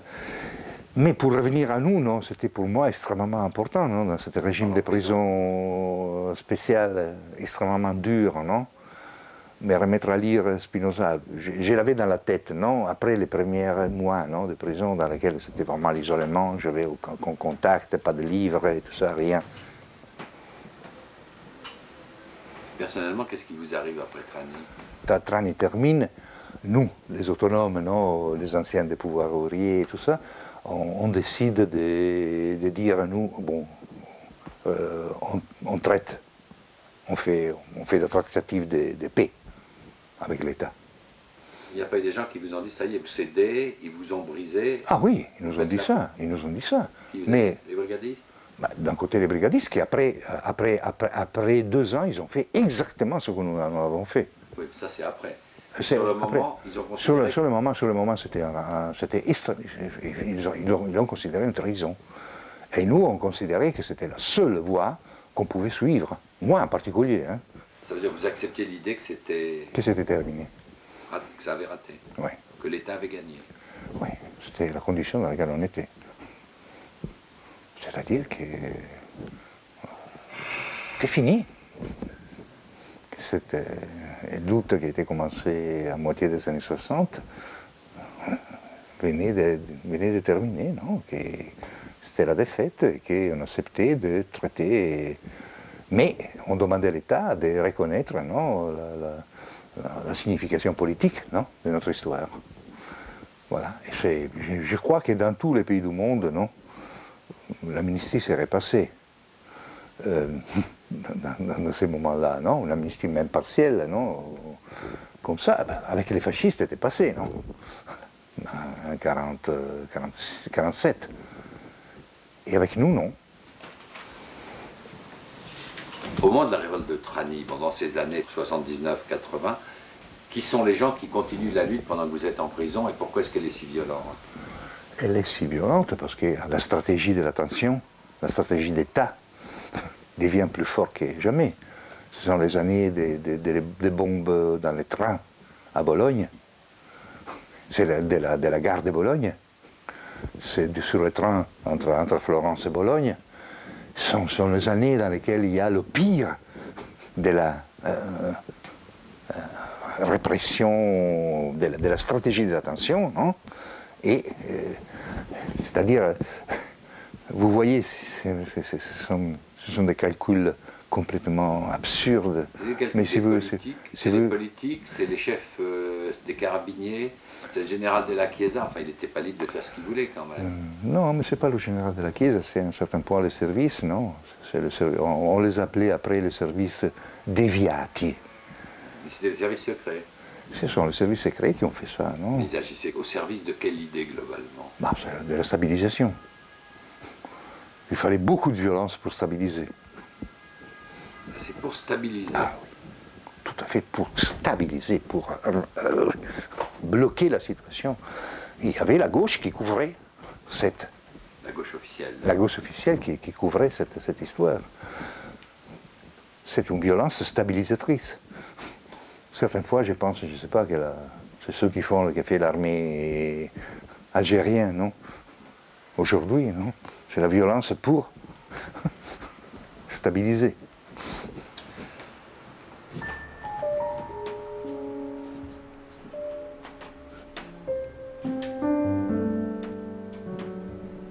Dans le printemps du 83. On arrive au procès et après des dizaines de renvois et tout ça.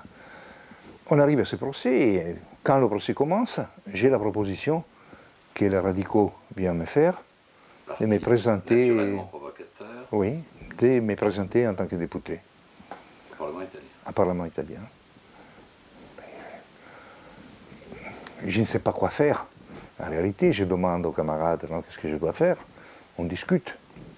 Comme ça, et enfin, tout le monde me dit, mais écoute, s'il y a la possibilité de réussir, non, il faut le faire. Il y avait des gens qui disaient, bon, ça sera utile parce que tu auras la possibilité de parler une fois sorti, donc, et surtout, tu auras la possibilité de traiter. Non? Voilà. Et ça, c'était la chose fondamentale, non? C'est-à-dire, ici, on sort de ce rapport avec les magistrats, non? On va enfin parler au niveau du Parlement. Voilà, première chose. Deuxième chose, c'est une évasion. Et l'évasion, c'est une forme pour évader. Et l'évasion en prison est toujours un rêve pour tout le monde. Et tout le monde est d'accord sur ça, non? Un va se libérer, c'est mieux. Voilà, s'il a la possibilité de le faire. C'est du fond de sa prison que Tony Negri attend le résultat des élections du 26 juin 1983. Tony, c'est passé, c'est fait, tout ça, tout le monde qui hurlait, tout ça, ouais, mais je me suis mis à pleurer là. Et tout ça. Et la sortie, ça se passe comment? Et la sortie s'est passée dans 2-3 jours après, non? On n'a pas. C'était le jour après, sont arrivés les avocats, de me donner la nouvelle comme ça, avec un grand bouquet de roses, non? Comme ça, que j'ai pu amener en haut chez les camarades, comme ça, et après, sont passés 2-3 jours jusqu'à quand est arrivée l'authentification de la part de la Cour de cassation, je ne sais pas quoi que c'était, non? Comme ça. Et je suis sorti là on a organisé bien la chose, je suis sorti de la prison pour parce qu'il y avait devant, il y avait tous les journalistes, et comme ça, non, devant la prison, quand ils savaient que je devais sortir le soir, il y avait 200 journalistes. C'était un vrai événement en Italie, ça? Eh oui. Et je suis sorti derrière, je suis allé chez Claudia Cardinale, dans la villa de Claudia. Et bon, comme ça, j'ai passé. C'était formidable, parce que c'était le premier jour dans lequel j'ai touché le verre.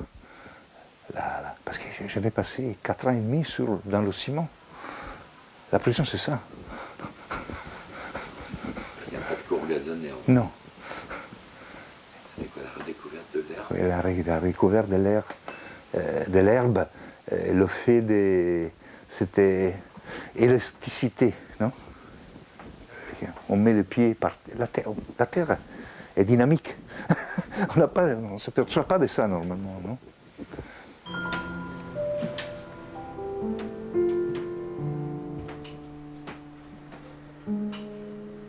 Au Parlement, la bataille de la levée de l'immunité parlementaire de Negri s'engage immédiatement et violemment.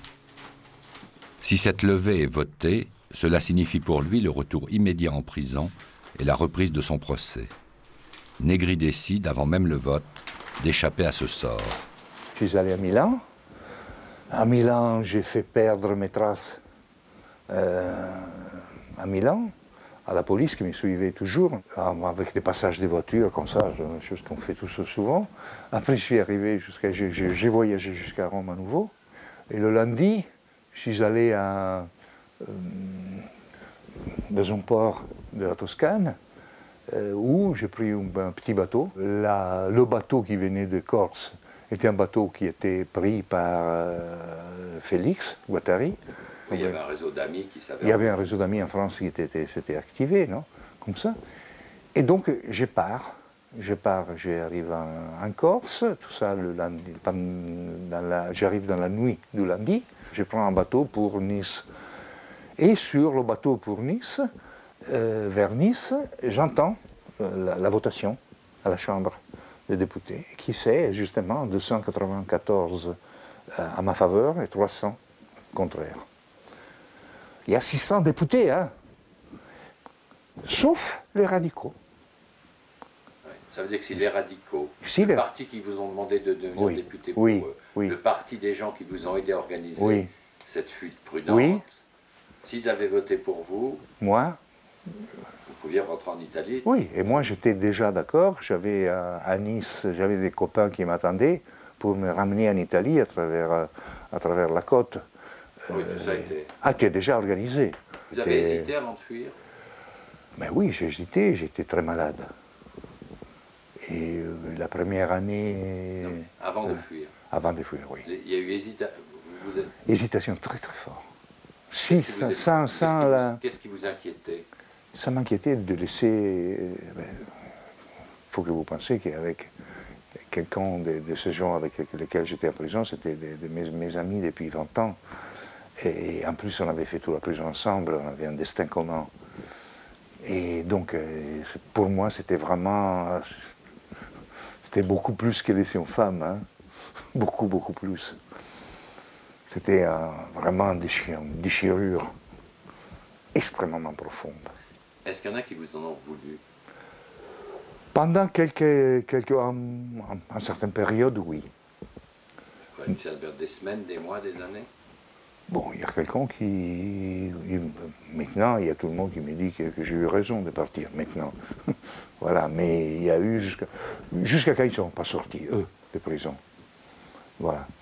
Après, ils sont venus me voir à Paris, après ils sont... Mais moi-même, hein, j'étais très malade hein, pendant les premières 2 années à Paris. C'est la seule fois que je suis allé en analyse, non? Dans ma vie, c'était quand je suis arrivé à Paris. Hein. C'était la mauvaise conscience, là, très typiquement. Moi, je ne sais pas, j'ai jamais résolu ce problème. L'analyse n'a pas dit? C'était, non, bon, l'analyse ne dit rien, jamais. Hein. Des gens comme vous, peut-être. Non, c'était un peu tragédie, l'exil.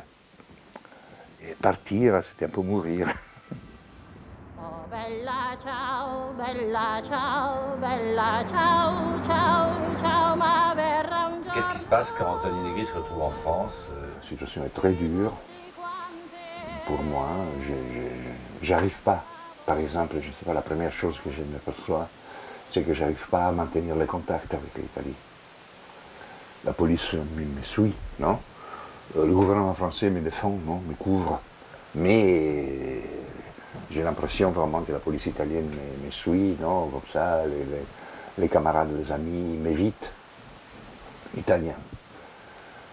Dans la presse italienne, il y a une attaque furieuse, même la gauche.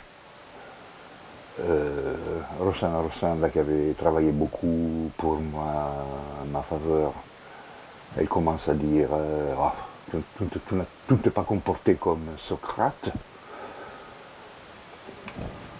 Alors, moi j'essayais d'expliquer qu'il n'y avait pas la loi dans le cas, et que ce n'était pas du formalisme juridique, c'était après 4 ans et demi de prison sans jugement et sans procès. La seule chose que je pouvais faire était de celle de fuir, mais je dois faire le compte avec mon passé. Je dois faire le deuil un peu de la fuite et de la défaite politique qui avait derrière.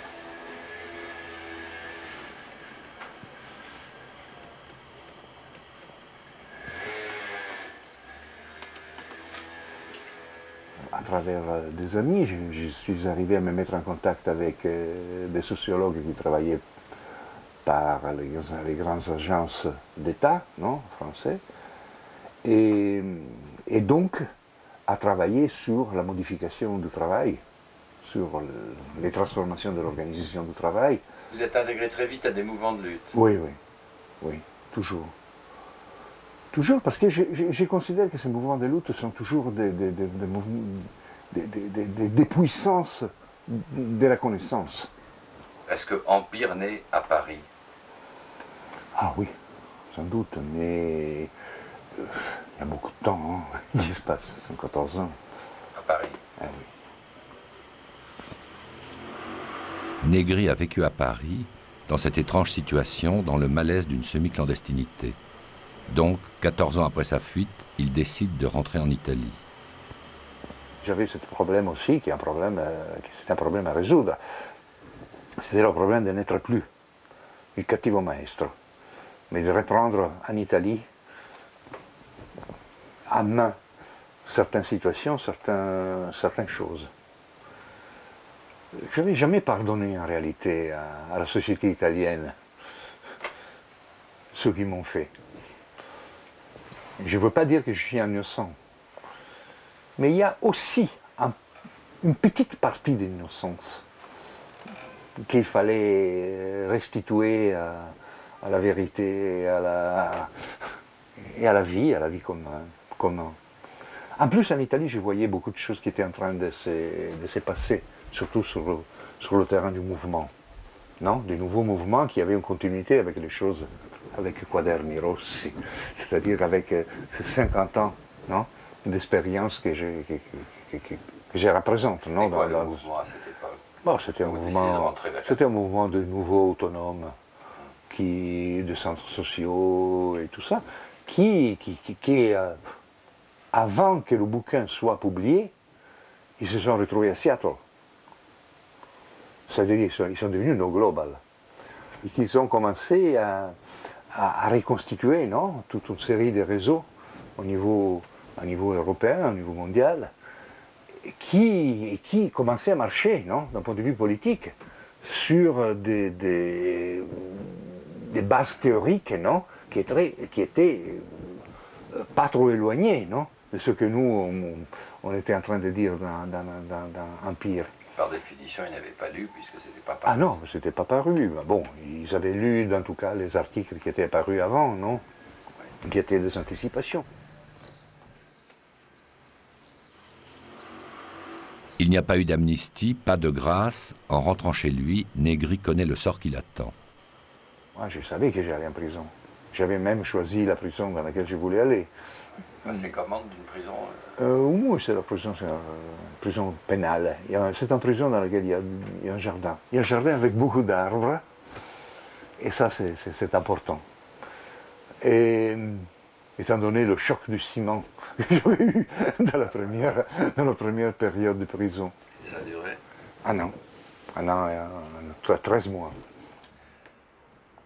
Après ces 13 mois de vraie prison, Négri eut droit à un régime de semi-liberté, libre de ses mouvements, de ses rencontres le jour, obligé le soir de rentrer en prison. J'ai commencé à reprendre contact avec ceux qui seraient devenus les anti-global, les no-global l'année après. Et alors il y a eu cette coïncidence, non, entre la sortie du bouquin et la construction du mouvement. Et c'était très beau pour moi d'être, non, dans moi, dans la mêlée, non, au milieu de la chose.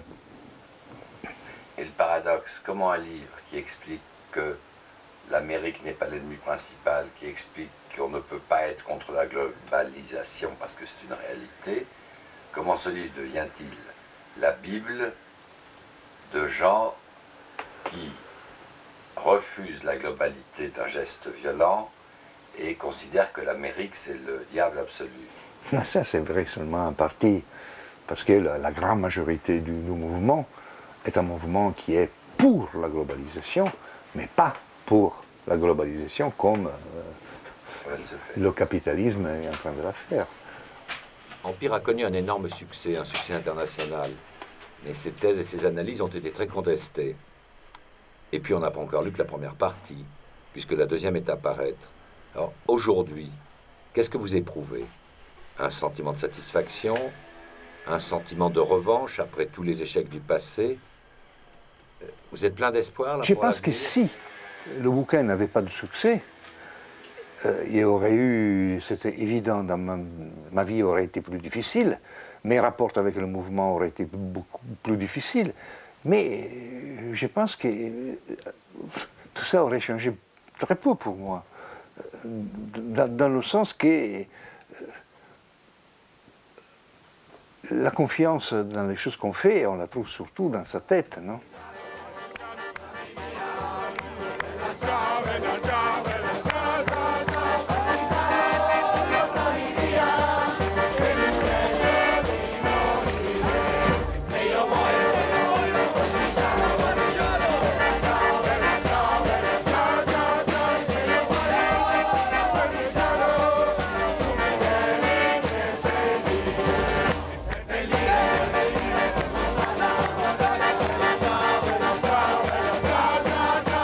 Tony Negri a écrit avec Michael Hart Empire, ce best-seller traduit dans toutes les langues, référence théorique absolue pour beaucoup, sinon la majorité des altermondialistes.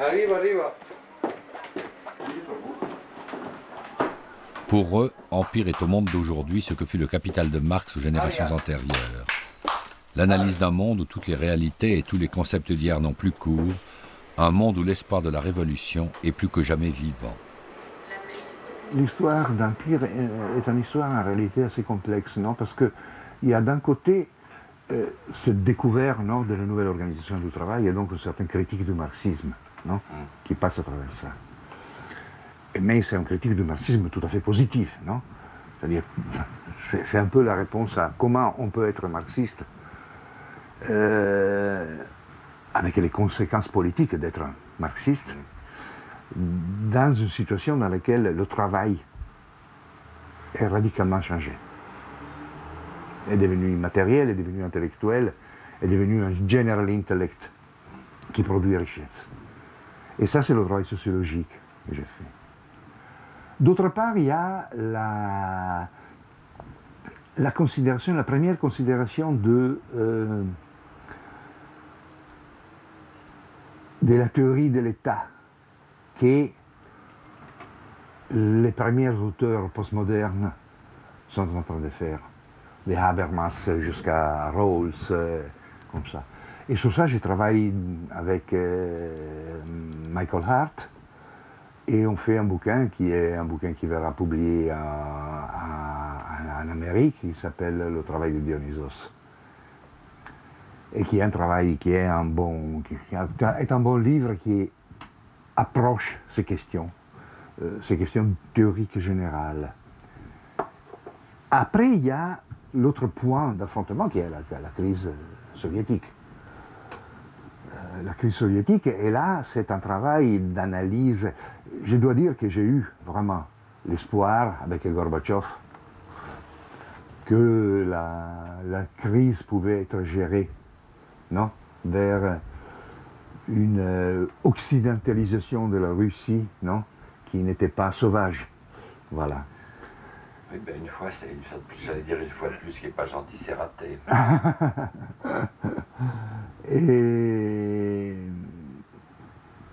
Mais nous, on a eu vraiment l'espoir, non, qu'il y avait cette un multilatéralisme réel, qui n'était pas seulement de puissance politique, mais c'était aussi des modèles de transformation, d'organisation de transformation de la vie. Voilà. Et l'occasion a été donnée par une proposition que m'a fait Seuil, la maison d'édition Seuil, de faire un bouquin sur la crise de l'État, des concepts de l'État-nation, des concepts liés à l'État-nation, pour l'agrégation. Voilà. Mais donc la vie donc bon, en fait c'est le travail intellectuel en grande partie qui a organisé votre vie française, votre vie d'exilé. Si. Et justement la thématique d'Empire, non, est née un peu de tous ces éléments-là. Et en plus, elle est née d'une polémique. Elle est née de la polémique des gens qui voyaient dans les États-Unis l'ennemi principal. Moi, je n'ai jamais considéré les États-Unis l'ennemi principal. Moi, je considère le capital l'ennemi principal. Sur le moment, vous avez conscience de faire quoi quand vous l'écrivez? Une chose importante ou bon? Oui. Un livre de plus? Pour moi, c'était un livre important. Pour Michael, c'était le livre. Qui est Hart et c'est quoi votre collaboration? Michael Hart, il est un ancien ingénieur. Et il est venu en France me chercher en 85. Vous cherchez pourquoi? Parce qu'il avait lu Spinoza, le livre en italien. Sa mère est italienne. Et contemporainément, il avait commencé à travailler à l'université de Seattle, d'où il venait, parce qu'il était de l'État de Washington. Il avait commencé à travailler en philosophie. Il voulait faire un doctorat philosophique. Et donc il est venu chez moi et on a commencé à travailler ensemble. Il a commencé à traduire. Il a traduit Spinoza en anglais. Il a vécu à Paris pendant une longue période. Et après, il est rentré aux États-Unis, où il est devenu prof à Los Angeles. Il a fait sa thèse, naturellement, une thèse sur Deleuze et Negri. Et il a fait un bon bouquin, très bon bouquin, sur la pensée ouvriériste et italienne et les rapports qu'elle avait avec les États-Unis, parce qu'il y a une longue histoire de ces rapports, non?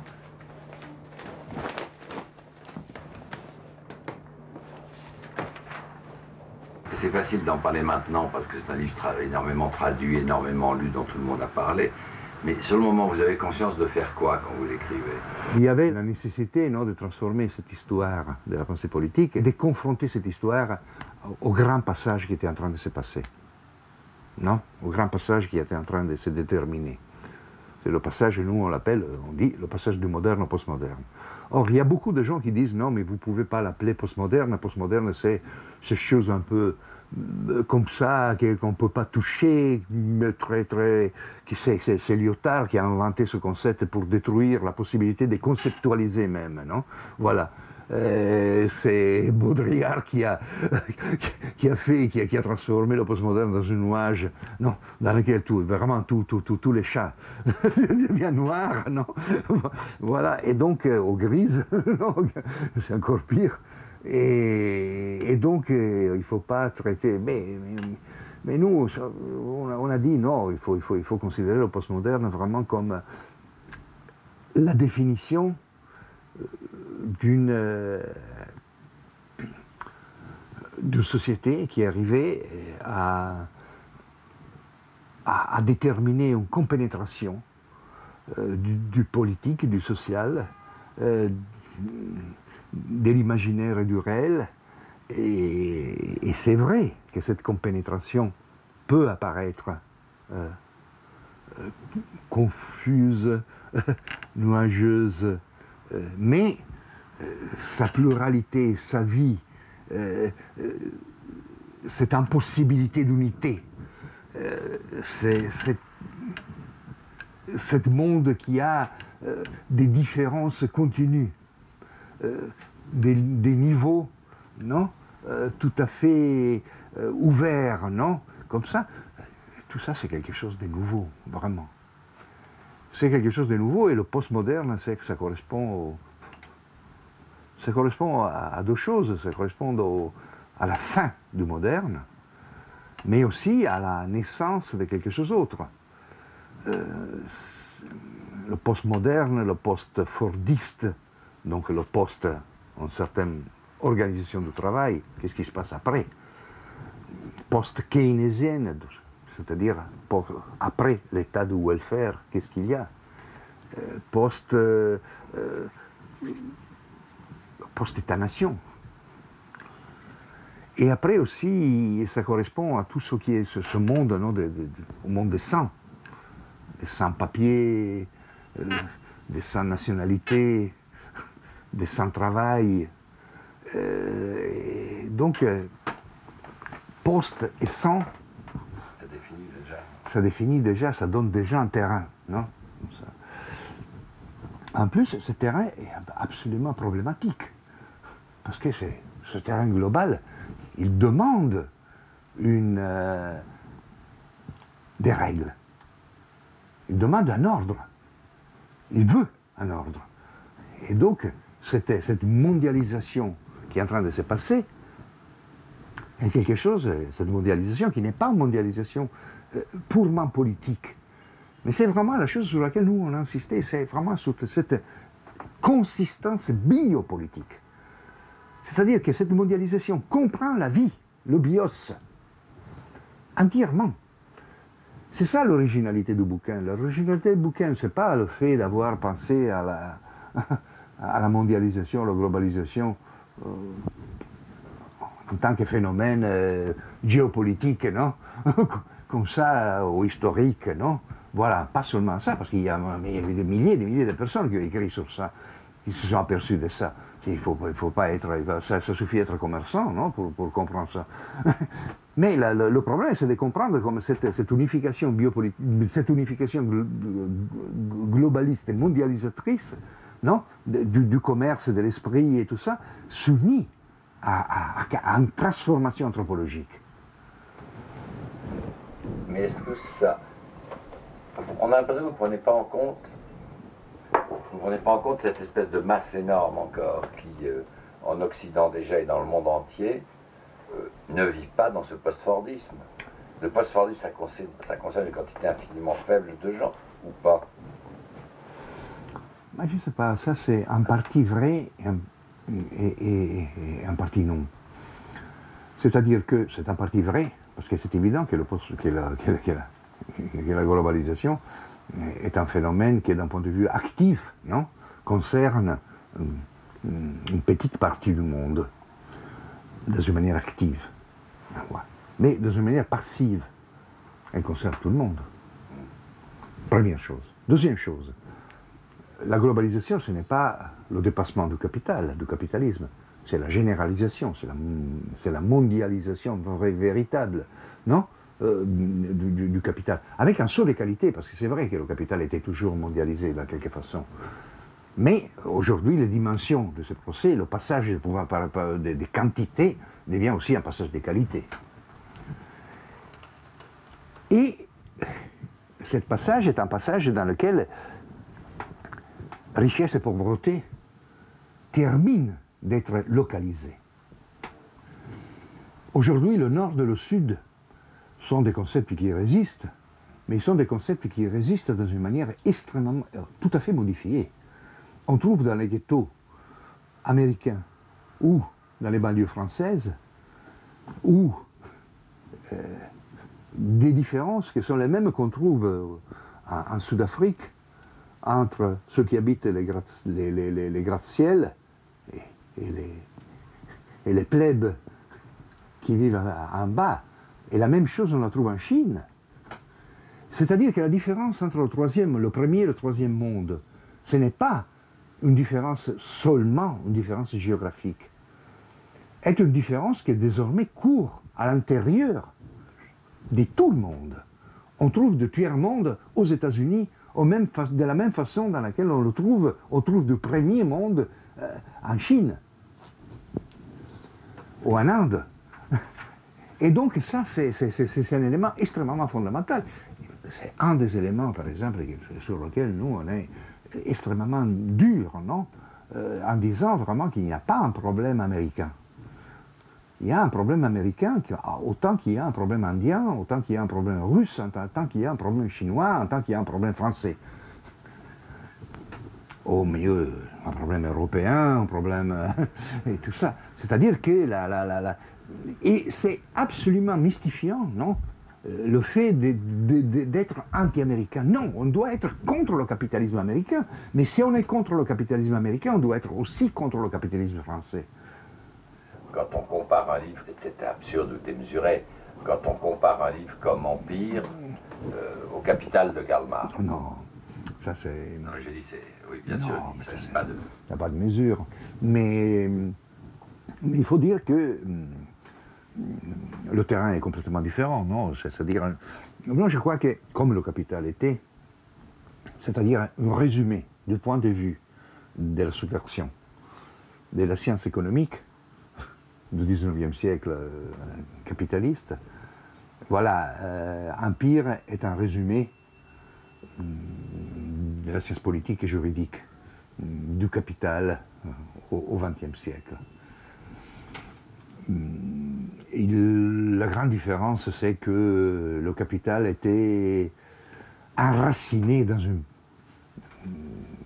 un peuple, dans un parti. Voilà. Et nous, on est enraciné dans l'espoir, donc il y a quelque chose d'abstrait encore.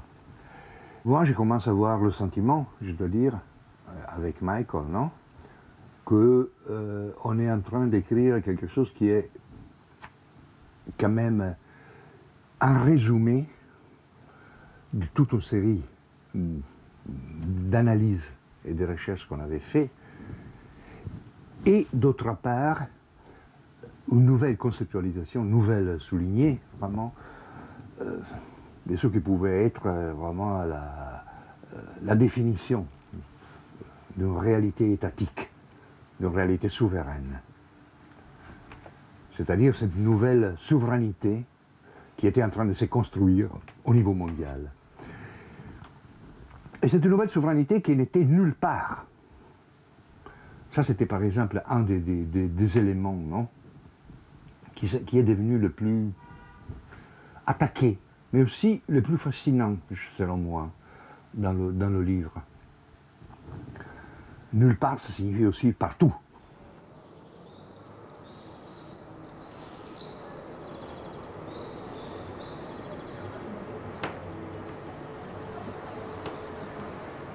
Empire, c'est la confrontation de nouveaux concepts, de concepts anciens un peu remodelés. Empire, c'est un horizon, non? Empire, aujourd'hui, c'est une catégorie qui est une catégorie tout à fait abstraite, d'un certain point de vue, parce que ça signifie la nécessité d'établir un ordre sur la mondialisation. Mais d'autre part, c'est aussi la reconnaissance que cet ordre, il est déjà, dans quelque façon, un acte. Il y a, je ne sais pas, l'ex mercatoria, par exemple, c'est la forme dans laquelle les entreprises, les grandes multinationales se mettent d'accord. Ce sont des productions de la loi, du droit, qui passent à travers les boîtes juridiques des grandes entreprises multinationales. Mais c'est un ordre sur lequel l'État ne peut rien faire. Il y a 80% du droit, 90% du droit qui détermine les rapports entre les entreprises multinationales qui ne passent pas à travers le contrôle des États-nations. On est devant des phénomènes qui sont des phénomènes énormes. D'autre côté, on est devant les problèmes de migration, c'est-à-dire à des exodes massifs des gens, non, qu'on n'a jamais vus, non, dans l'histoire du monde, et qui sont complètement...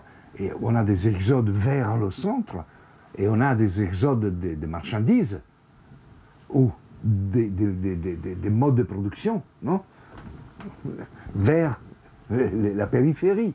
Mais la périphérie, comme on disait il y a un moment, n'est plus périphérie, parce que la périphérie, c'est aussi centre. Et donc, dire empire est dire ce dispositif nouveau. Un dispositif qui est radicalement différent de celui de l'État moderne. L'État moderne était la concentration de tout le pouvoir sur un souverain et la construction d'un peuple qui devait obéir. Dans une manière plus ou moins démocratique, dans une manière plus ou moins ouverte, mais c'était là. C'était une détermination d'espace et d'un ordre dans l'espace. Aujourd'hui, on est, et ça c'est la chose, je crois que c'est ça l'élément qui a fait comprendre aux gens non, la nouveauté non, du concept d'empire. C'était ce dispositif, et ce dispositif qui n'est plus seulement lié au système de pouvoir, mais est lié aux dynamiques de la vie. Mais c'est dangereux parce que du coup, vous pouvez faire entrer là-dedans toutes sortes de conduites, pas la dynamique de la vie. Tout rentre dans la dynamique de la vie. Mais oui, mais je crois vraiment, ça c'est une chose sur laquelle je suis tout à fait ferme, et qu'aujourd'hui on a la possibilité d'un point de vue politique d'intervenir sur la vie, de tous les points de vue. Ce n'est pas seulement l'ingénierie biologique, mais c'est le fait que toutes les conditions de notre reproduction sont des dimensions publiques. Que l'état du welfare, l'état welfariste est terminé, mais... Oui, c'est-à-dire la sécurité garantie par l'État, la sécurité... Les transports, la communication, sont des choses que le welfare est terminé, l'état welfariste. Mais tout ce que l'état welfariste a construit dans le dernier siècle, non, est devenu quelque chose d'organique, notre vie. L'Empire, selon Négriart, il est incarné où et comment? L'Empire, selon Négriart, c'est un processus que nous, on doit décider si ce sera un processus démocratique ou un nouveau processus impérialiste. Aujourd'hui, la lutte est entre empire et contre-empire, entre commandement capitaliste et démocratie des multitudes. Nous, on déplace l'objectif de la lutte des classes à niveau mondial. Et pas comme expansion non, d'une révolution réussie, mais comme capacité de mettre ensemble les multitudes au niveau mondial. Et pas de mettre ensemble des peuples qui sont toujours configurés et préfigurés par l'État-nation, mais de mettre ensemble la communication, l'interchange entre les peuples et les singularités. La multitude, c'est un ensemble de singularités. Comment croire à la transformation et à l'arrivée au pouvoir de la multitude dans un monde où il y a des pouvoirs tellement plus forts que la multitude? Le pouvoir de la communication détenu par des gens puissants et par le capital, tous les pouvoirs, le pouvoir des États qui existent toujours, le pouvoir des grandes banques, le pouvoir des grandes entreprises. Croire que la multitude peut gagner contre ça, c'est comme croire qu'à l'époque on croyait que le prolétariat allait vaincre le capital. C'est pas reproduire le même rêve? Bon, en partie oui. Mais il faut bien dire que le prolétariat a gagné. Hein. Il n'a peut-être pas pris le pouvoir, mais il a pris tellement de pouvoir en général que c'est quelque chose d'exceptionnel. Si tu penses, je ne sais pas, mais je ne voudrais pas faire l'histoire de ma famille, parce que l'histoire de chaque famille est toujours partielle et ne peut pas être rendue paradigmatique, non? Mais c'est évident que dans un siècle, on est passé dans la misère la plus profonde à l'appropriation et à la détention, non, à la possession d'un savoir, d'un pouvoir, d'une puissance. Et tout ça, c'est pour la grande partie des gens que je connais. Nous, on reprend la tradition de la liberté, non? Et de l'égalité. On la reprend. Et je crois que le bouquin Empire, c'est d'un côté la définition du nouveau adversaire qui a conquis cette capacité, non, d'être présent, non, sur tout le monde. Mais d'autre part, on commence à définir son adversaire. Est un adversaire puissant, la multitude. Et un adversaire puissant parce qu'il a obligé le capital à abandonner l'État-nation et à chercher, pour des voies qui sont des voies très difficiles, un horizon d'ordre mondial. Un livre comme Empire, c'est une arme? Moi, je crois que, comme tous les livres, peut devenir une arme. Mais il y a tout, même une chanson peut devenir une arme. Il y a beaucoup de choses qui peuvent devenir une arme. Moi, je crois que... c'est-à-dire, il y a quand même une différence quand on dit arme. Parce qu'on dit... je crois qu'un empire peut être un explosif. Mais pour faire exploser l'explosif, il faut y ajouter quelque chose d'autre, non? Voilà. Oh, bella ciao, ciao, ciao, ma verrà un giorno che tutti quanti lavoreremo. C'est très beau, mais c'est beau comme un rêve. Parce que le marxisme, il y a 50 ans ou 100 ans, c'était clair. La lutte des classes, ce qui allait se passer. Mais aujourd'hui, il y a la lutte des multitudes. Ce sont les multitudes que tu ne peux pas les bloquer. La force de la multitude, elle est à long terme irrésistible. C'est comme les barbares avec l'Empire romain ou... Cette multitude est quelque chose d'extrêmement différent des barbares. Parce qu'elle porte le savoir avec soi. Elle porte cette puissance de production qui est formidable. Et parce que aujourd'hui, on produit sur la base de la communication, sur la base de la construction coopérative des réseaux de connaissances. L'empire est un empire biopolitique. Ce qu'on désire, ce n'est pas l'empire en tant que système de pouvoir capitaliste. Contre ça, on lutte. Ça, on l'a. Et ça, on l'a. Et contre ça, on lutte. La lutte continue. Mais ce qu'on désire, ce sont les conditions biopolitiques de l'empire. C'est-à-dire du global. Du global. De la globalisation. De la mondialisation. Ça, on le désire. On le désire exactement comme mon grand-père désirait que son fils, ou ses petits-enfants, n'étaient plus des travailleurs qui travaillaient d'une manière lourde et qui considéraient l'émancipation du travail, non, comme quelque chose d'extrêmement important. Et comme la scolarisation était généralisée, était un élément absolument fondamental. Et maintenant, il nous reste encore des petites choses, non, contre lesquelles on doit lutter, non. Ce n'est pas seulement l'exploitation, ce n'est pas seulement le commandement du capital, mais c'est chaque fois que tu parles de la puissance biopolitique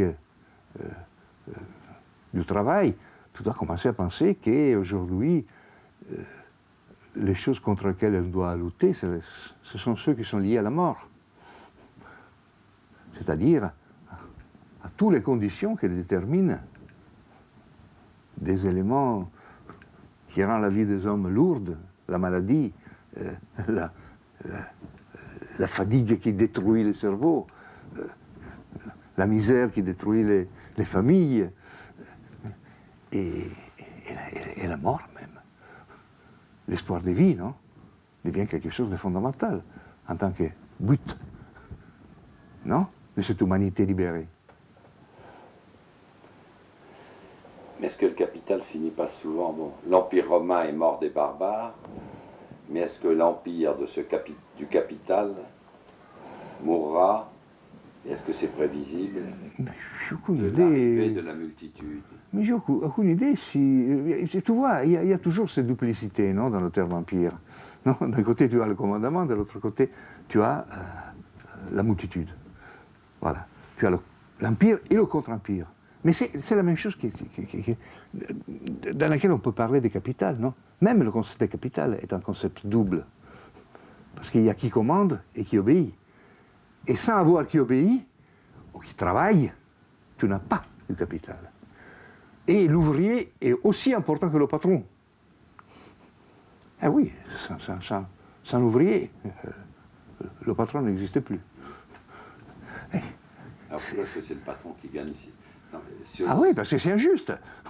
Pourquoi c'est le patron qui gagne? Parce que le patron a pris avec la force ce lieu là, dans lequel il commande. C'est la force. Et ça, mais la force, on pouvait la comprendre quand le patron allait à la campagne, il prenait des hommes qui étaient là dans la misère, non, ils vivaient comme des bêtes, il les amenait en ville, il leur mettait un réveil au col, non, et leur disait, quand il fait ding, non, vous tirez en bas, et quand il fait don, vous tirez en haut. le levier que vous avez devant vous. Et ça, c'était aux fonctions civilisatrices du capital. Ça, c'était la fonction civilisatrice du capital, transformé un homme qui était comme la nature, dans un produit d'une manufacture, d'un produit factice, non? Dans le sens dans lequel factice, non? C'est vraiment fait, factum, voilà, créé, construit, bâti.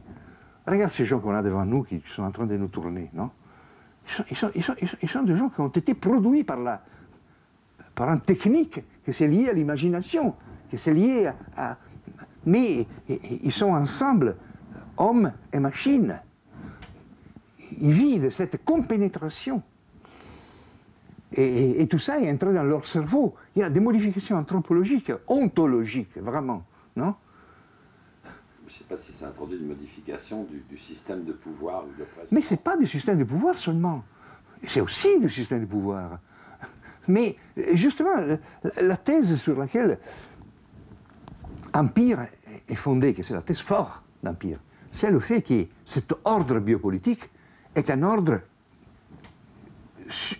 sur lequel le rapport de force doit s'équilibrer. Il n'y a pas la possibilité, il n'y a pas la possibilité. C'est un ordre démocratique, en soi. Il n'y a pas la force, d'une part, de détruire l'autre. Oui, ça c'est un portrait de la réalité ou c'est un portrait de ce qui arrivera? Non, c'est un portrait de la réalité. Je crois que la tendance actuelle est celle-ci. Il y a des choses qui sont irréversibles, qui se sont passées dans l'évolution, non, de l'humanité. Moi, j'arrive pas à imaginer une troisième guerre mondiale. J'arrive pas. De qui contre qui? Quand la puissance capitaliste et la puissance de l'argent et de la communication et tout ça sont arrivés on peut dire, à entremêler avec ces dimensions et cette intensité. C'est ça l'aspect objectif, non, de l'Empire. Comment tu peux imaginer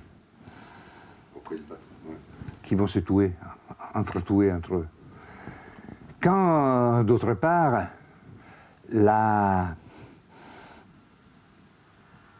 l'importance du travail intellectuel, du travail affectif, du travail imaginatif, de l'innovation continue du travailleur, est devenue tellement important dans la valorisation du capital.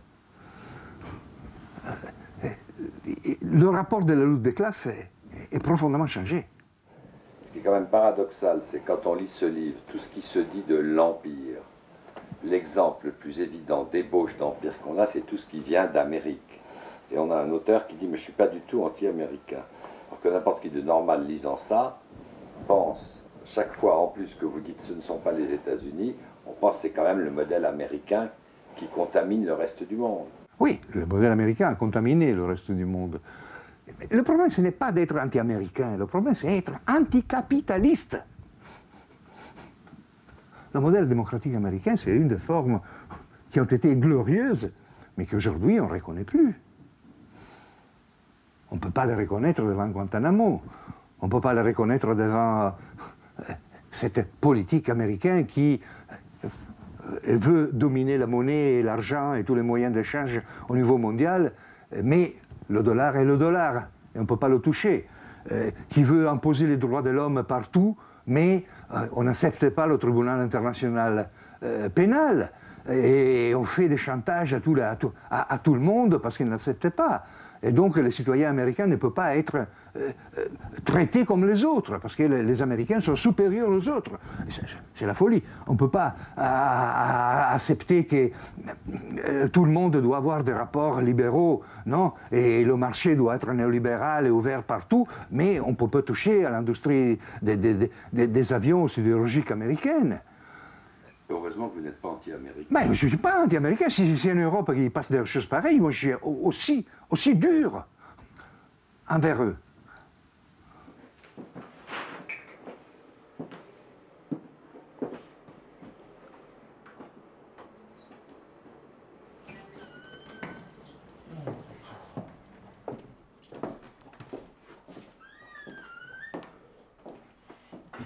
Aujourd'hui, il faut inventer une démocratie. Et ça, c'est le grand problème, c'est-à-dire qu'il faut inventer des formes efficaces d'action de la multitude. Or, ces formes, on les a. On a cette pression énorme pour traverser les frontières, pour éliminer les frontières, non? Cette forme d'exode, non? Qui sont extrêmement puissantes. On a des formes de lutte contre une prise de conscience, non? De plus en plus important, de la complexité globale, non? Des problèmes de la reproduction de l'humanité, non? Et des valeurs communes, qui sont des valeurs communes comme l'eau, l'air, tout l'élément écologique, non? Qui est entré dans la conscience des gens dans une manière fondamentale. On a cette prise de conscience de la coopération, du fait qu'il n'y a plus la possibilité de commander un travail individuel, et que commander le travail individuel ne sert à rien. Le problème est celui de intervenir sur la coopération, sur ce qui est devenu commun dans le rapport entre les intelligences. C'est-à-dire, nous on dit dans des termes qui sont peut-être un peu pas trop clairs, mais ils sont aussi extrêmement clairs. Faire de la production à travers le langage.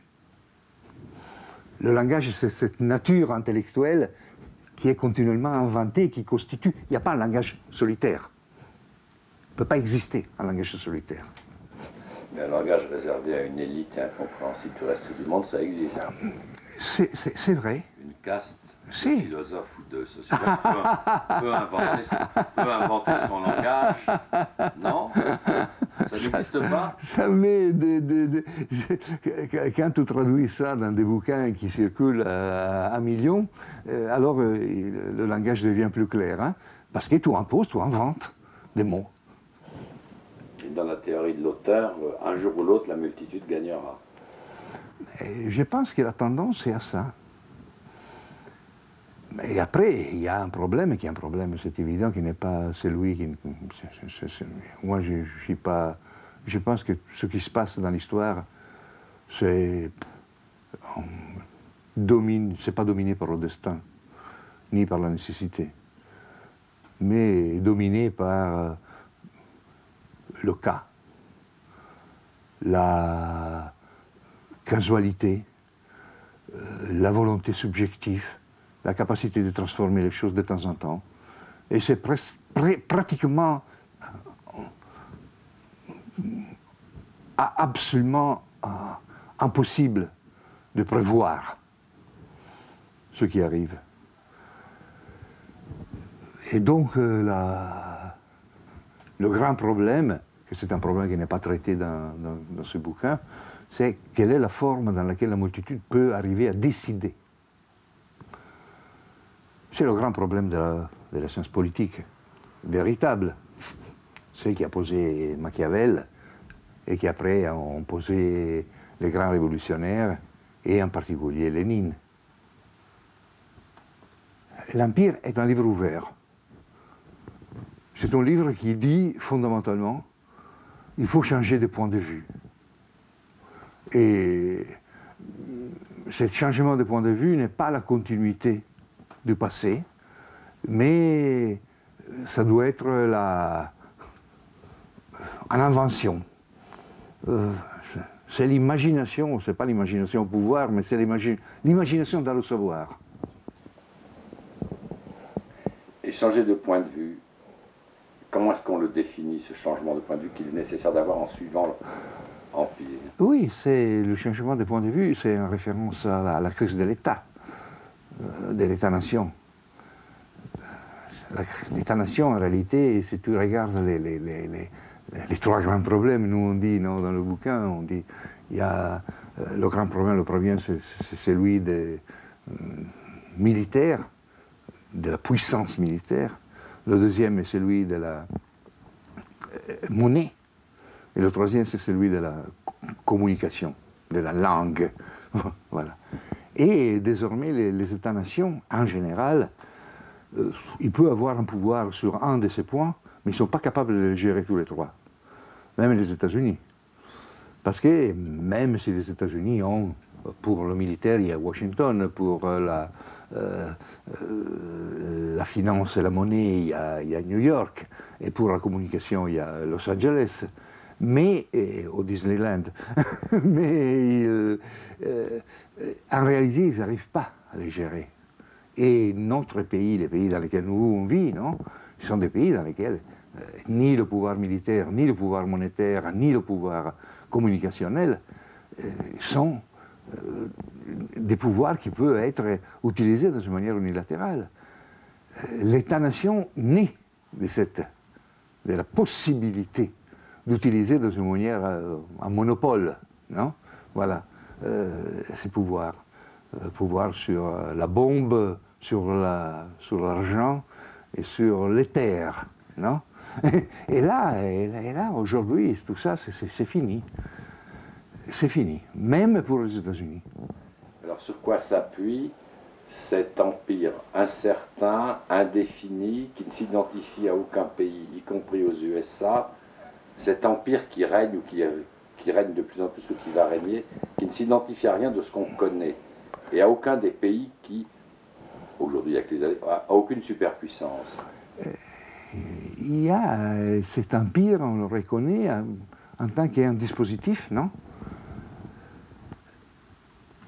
Qui peut, non, comprendre, non, c'est-à-dire mettre de l'ordre sur l'horizon global.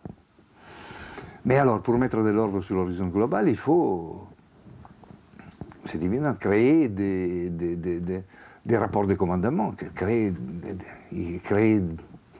des mesures, créer des hiérarchies. Ou, et c'est la chose la moins difficile, reconnaître et sanctionner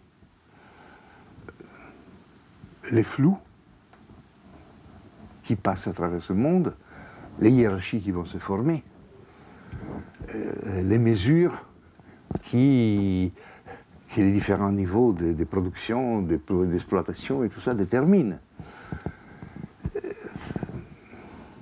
L'Empire est vraiment, tu vois, quand Deleuze parlait, non, des surfaces, non, sur lesquelles tout en réalité, ce qui était consistante, devenait flou. Non.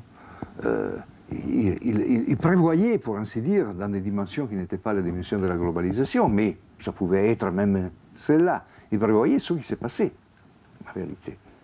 Est-ce que seuls des penseurs, des philosophes peuvent avoir conscience de cette manière dont l'Empire, entre guillemets, règne sur tout ça?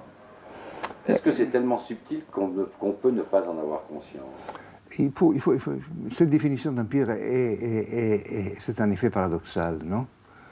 Parce que c'est d'un côté un paradigme politique, de structure politique, et d'autre part, il est la constatation d'une réalité, d'un espace,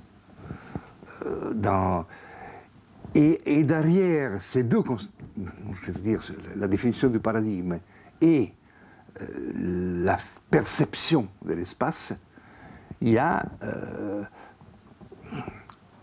la reconnaissance du fait que l'État-nation est terminé. Et entre ces trois éléments, il y a un autre moment. Il y a le fait que nous, on désire l'Empire. Au fond de nous. Mais oui, parce qu'on ne veut plus entendre parler d'État-nation. Parce que l'État-nation est fini. Parce que l'État-nation n'a plus la possibilité de nous donner des dimensions. Mais je parle de nous, pour ainsi dire, pas en tant que citoyen français ou citoyen italien. On parle de nous en tant qu'humanité. Parce que, en tant qu'habitants et citoyens de civilisations riches, nous, on a résolu en réalité notre désir d'aller partout, de connaître ce monde, non, d'avoir ce monde dans notre poche. Voilà. Mais après, il y a tous les milliards, non, d'hommes qui désirent s'en aller de la pauvreté. Et alors, ce monde, ce globe, non, il devient un globe d'exode, d'expansion anarchique, mais des mouvements de gens qui cherchent, non, vers la richesse, aussi la liberté. Et tout ça est très important.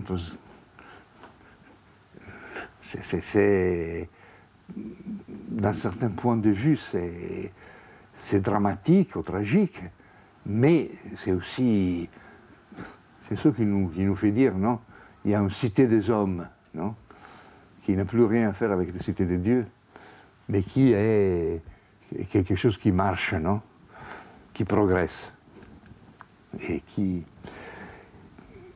si tu veux, devant tout les théories de la fin de l'Occident, de la fin des civilisations, oui, de l'histoire, non, d'Olivier Spengler, oui, de Springer jusqu'à Fukuyama, non, voilà, aujourd'hui au clash des civilisations et tout ça. Et je crois que cette idée d'empire donne, au contraire, l'idée d'un passage, l'idée d'un véritable passage, du moderne au postmoderne, mais un passage qui est aussi un passage du clos à l'ouvert. Voilà. Un passage d'une forme de civilisation qui était fondée sur le temps du travail, en forme de civilisation qui est fondée sur la vie, l'expansion de la vie.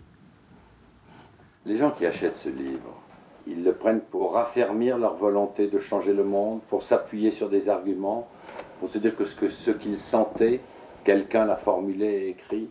C'est évident, non, il y a qui lit, on a des nouveaux outils, voilà, pour essayer de casser, non, les blocages idéologiques, non, qui sont aussi importants que les blocages juridiques ou politiques qu'on a devant nous. Mais je crois que le livre est important même pour ceux qui sont beaucoup plus prudents d'un point de vue politique. Parce qu'il donne des instruments de compréhension de ce qui est en train de se passer. C'est-à-dire il y a un parti qui est un parti complètement objectif, non, pour ainsi dire, non, qui correspond à cette réalité. Et il faut bien le dire, hein, il correspond à une réalité qui, parce que cette réalité est une réalité double. C'est-à-dire, si j'étais un patron, non, je ne peux pas faire de la publicité, non, mais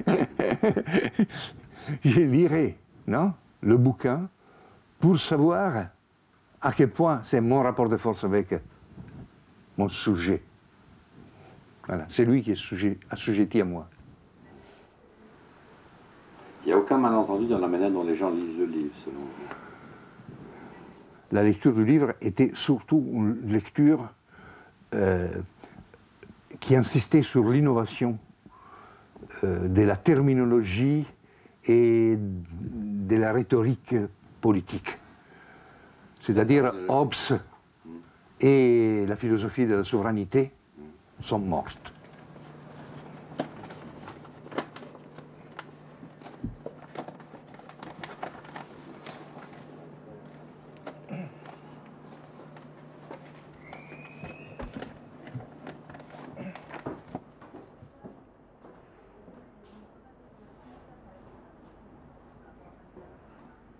Il sort quand, le deuxième volume d'Empire? Il sortira au début de l'année prochaine. Et par rapport au point où arrive Empire, qu'est-ce qu'il est? Bon, le premier chapitre est sur la guerre, c'est-à-dire est un chapitre dans lequel on trouve la guerre non, comme forme de légitimation du pouvoir, directement. Le deuxième chapitre est sur la multitude, et donc sur les éléments qui rendent la multitude quelque chose de reconnaissable. Je ne dis pas d'unitaire, mais justement un ensemble de singularités, un réseau. On éclaircit le rapport entre le travail matériel, immatériel, affectif, et comment les mouvements de la multitude, et tout ça, c'est une analyse vraiment du concept de multitude. Voilà. Et le troisième point qui est sur le concept de démocratie, le troisième chapitre. Et c'est un chapitre dans lequel, dans la première partie, on parle de la démocratie comme concept et réalité en crise. Voilà. Et on pose aussi dans la forme libérale, qui est dans la forme socialiste.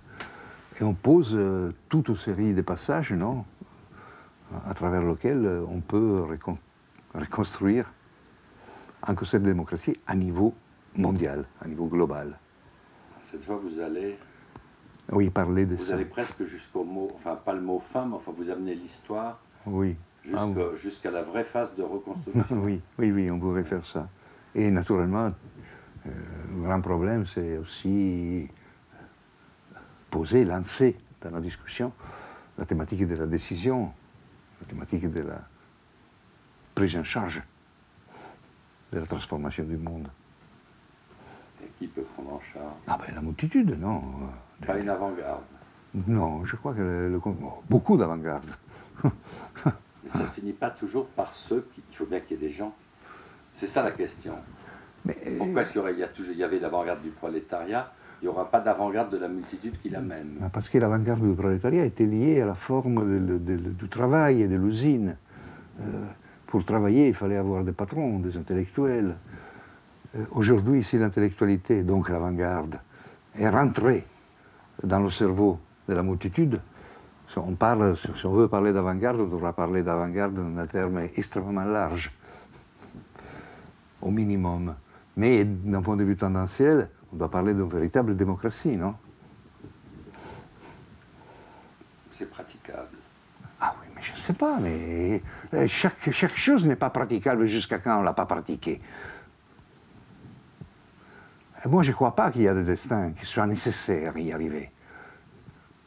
Je crois que si on veut y arriver, si les multitudes veulent y arriver, si la transformation du travail et de la société continue dans le sens que cette transformation a eu jusqu'à maintenant, si la guerre n'est pas posée à chaque coin de cette vie, non, pour bloquer ce processus créatif, on aura une démocratie.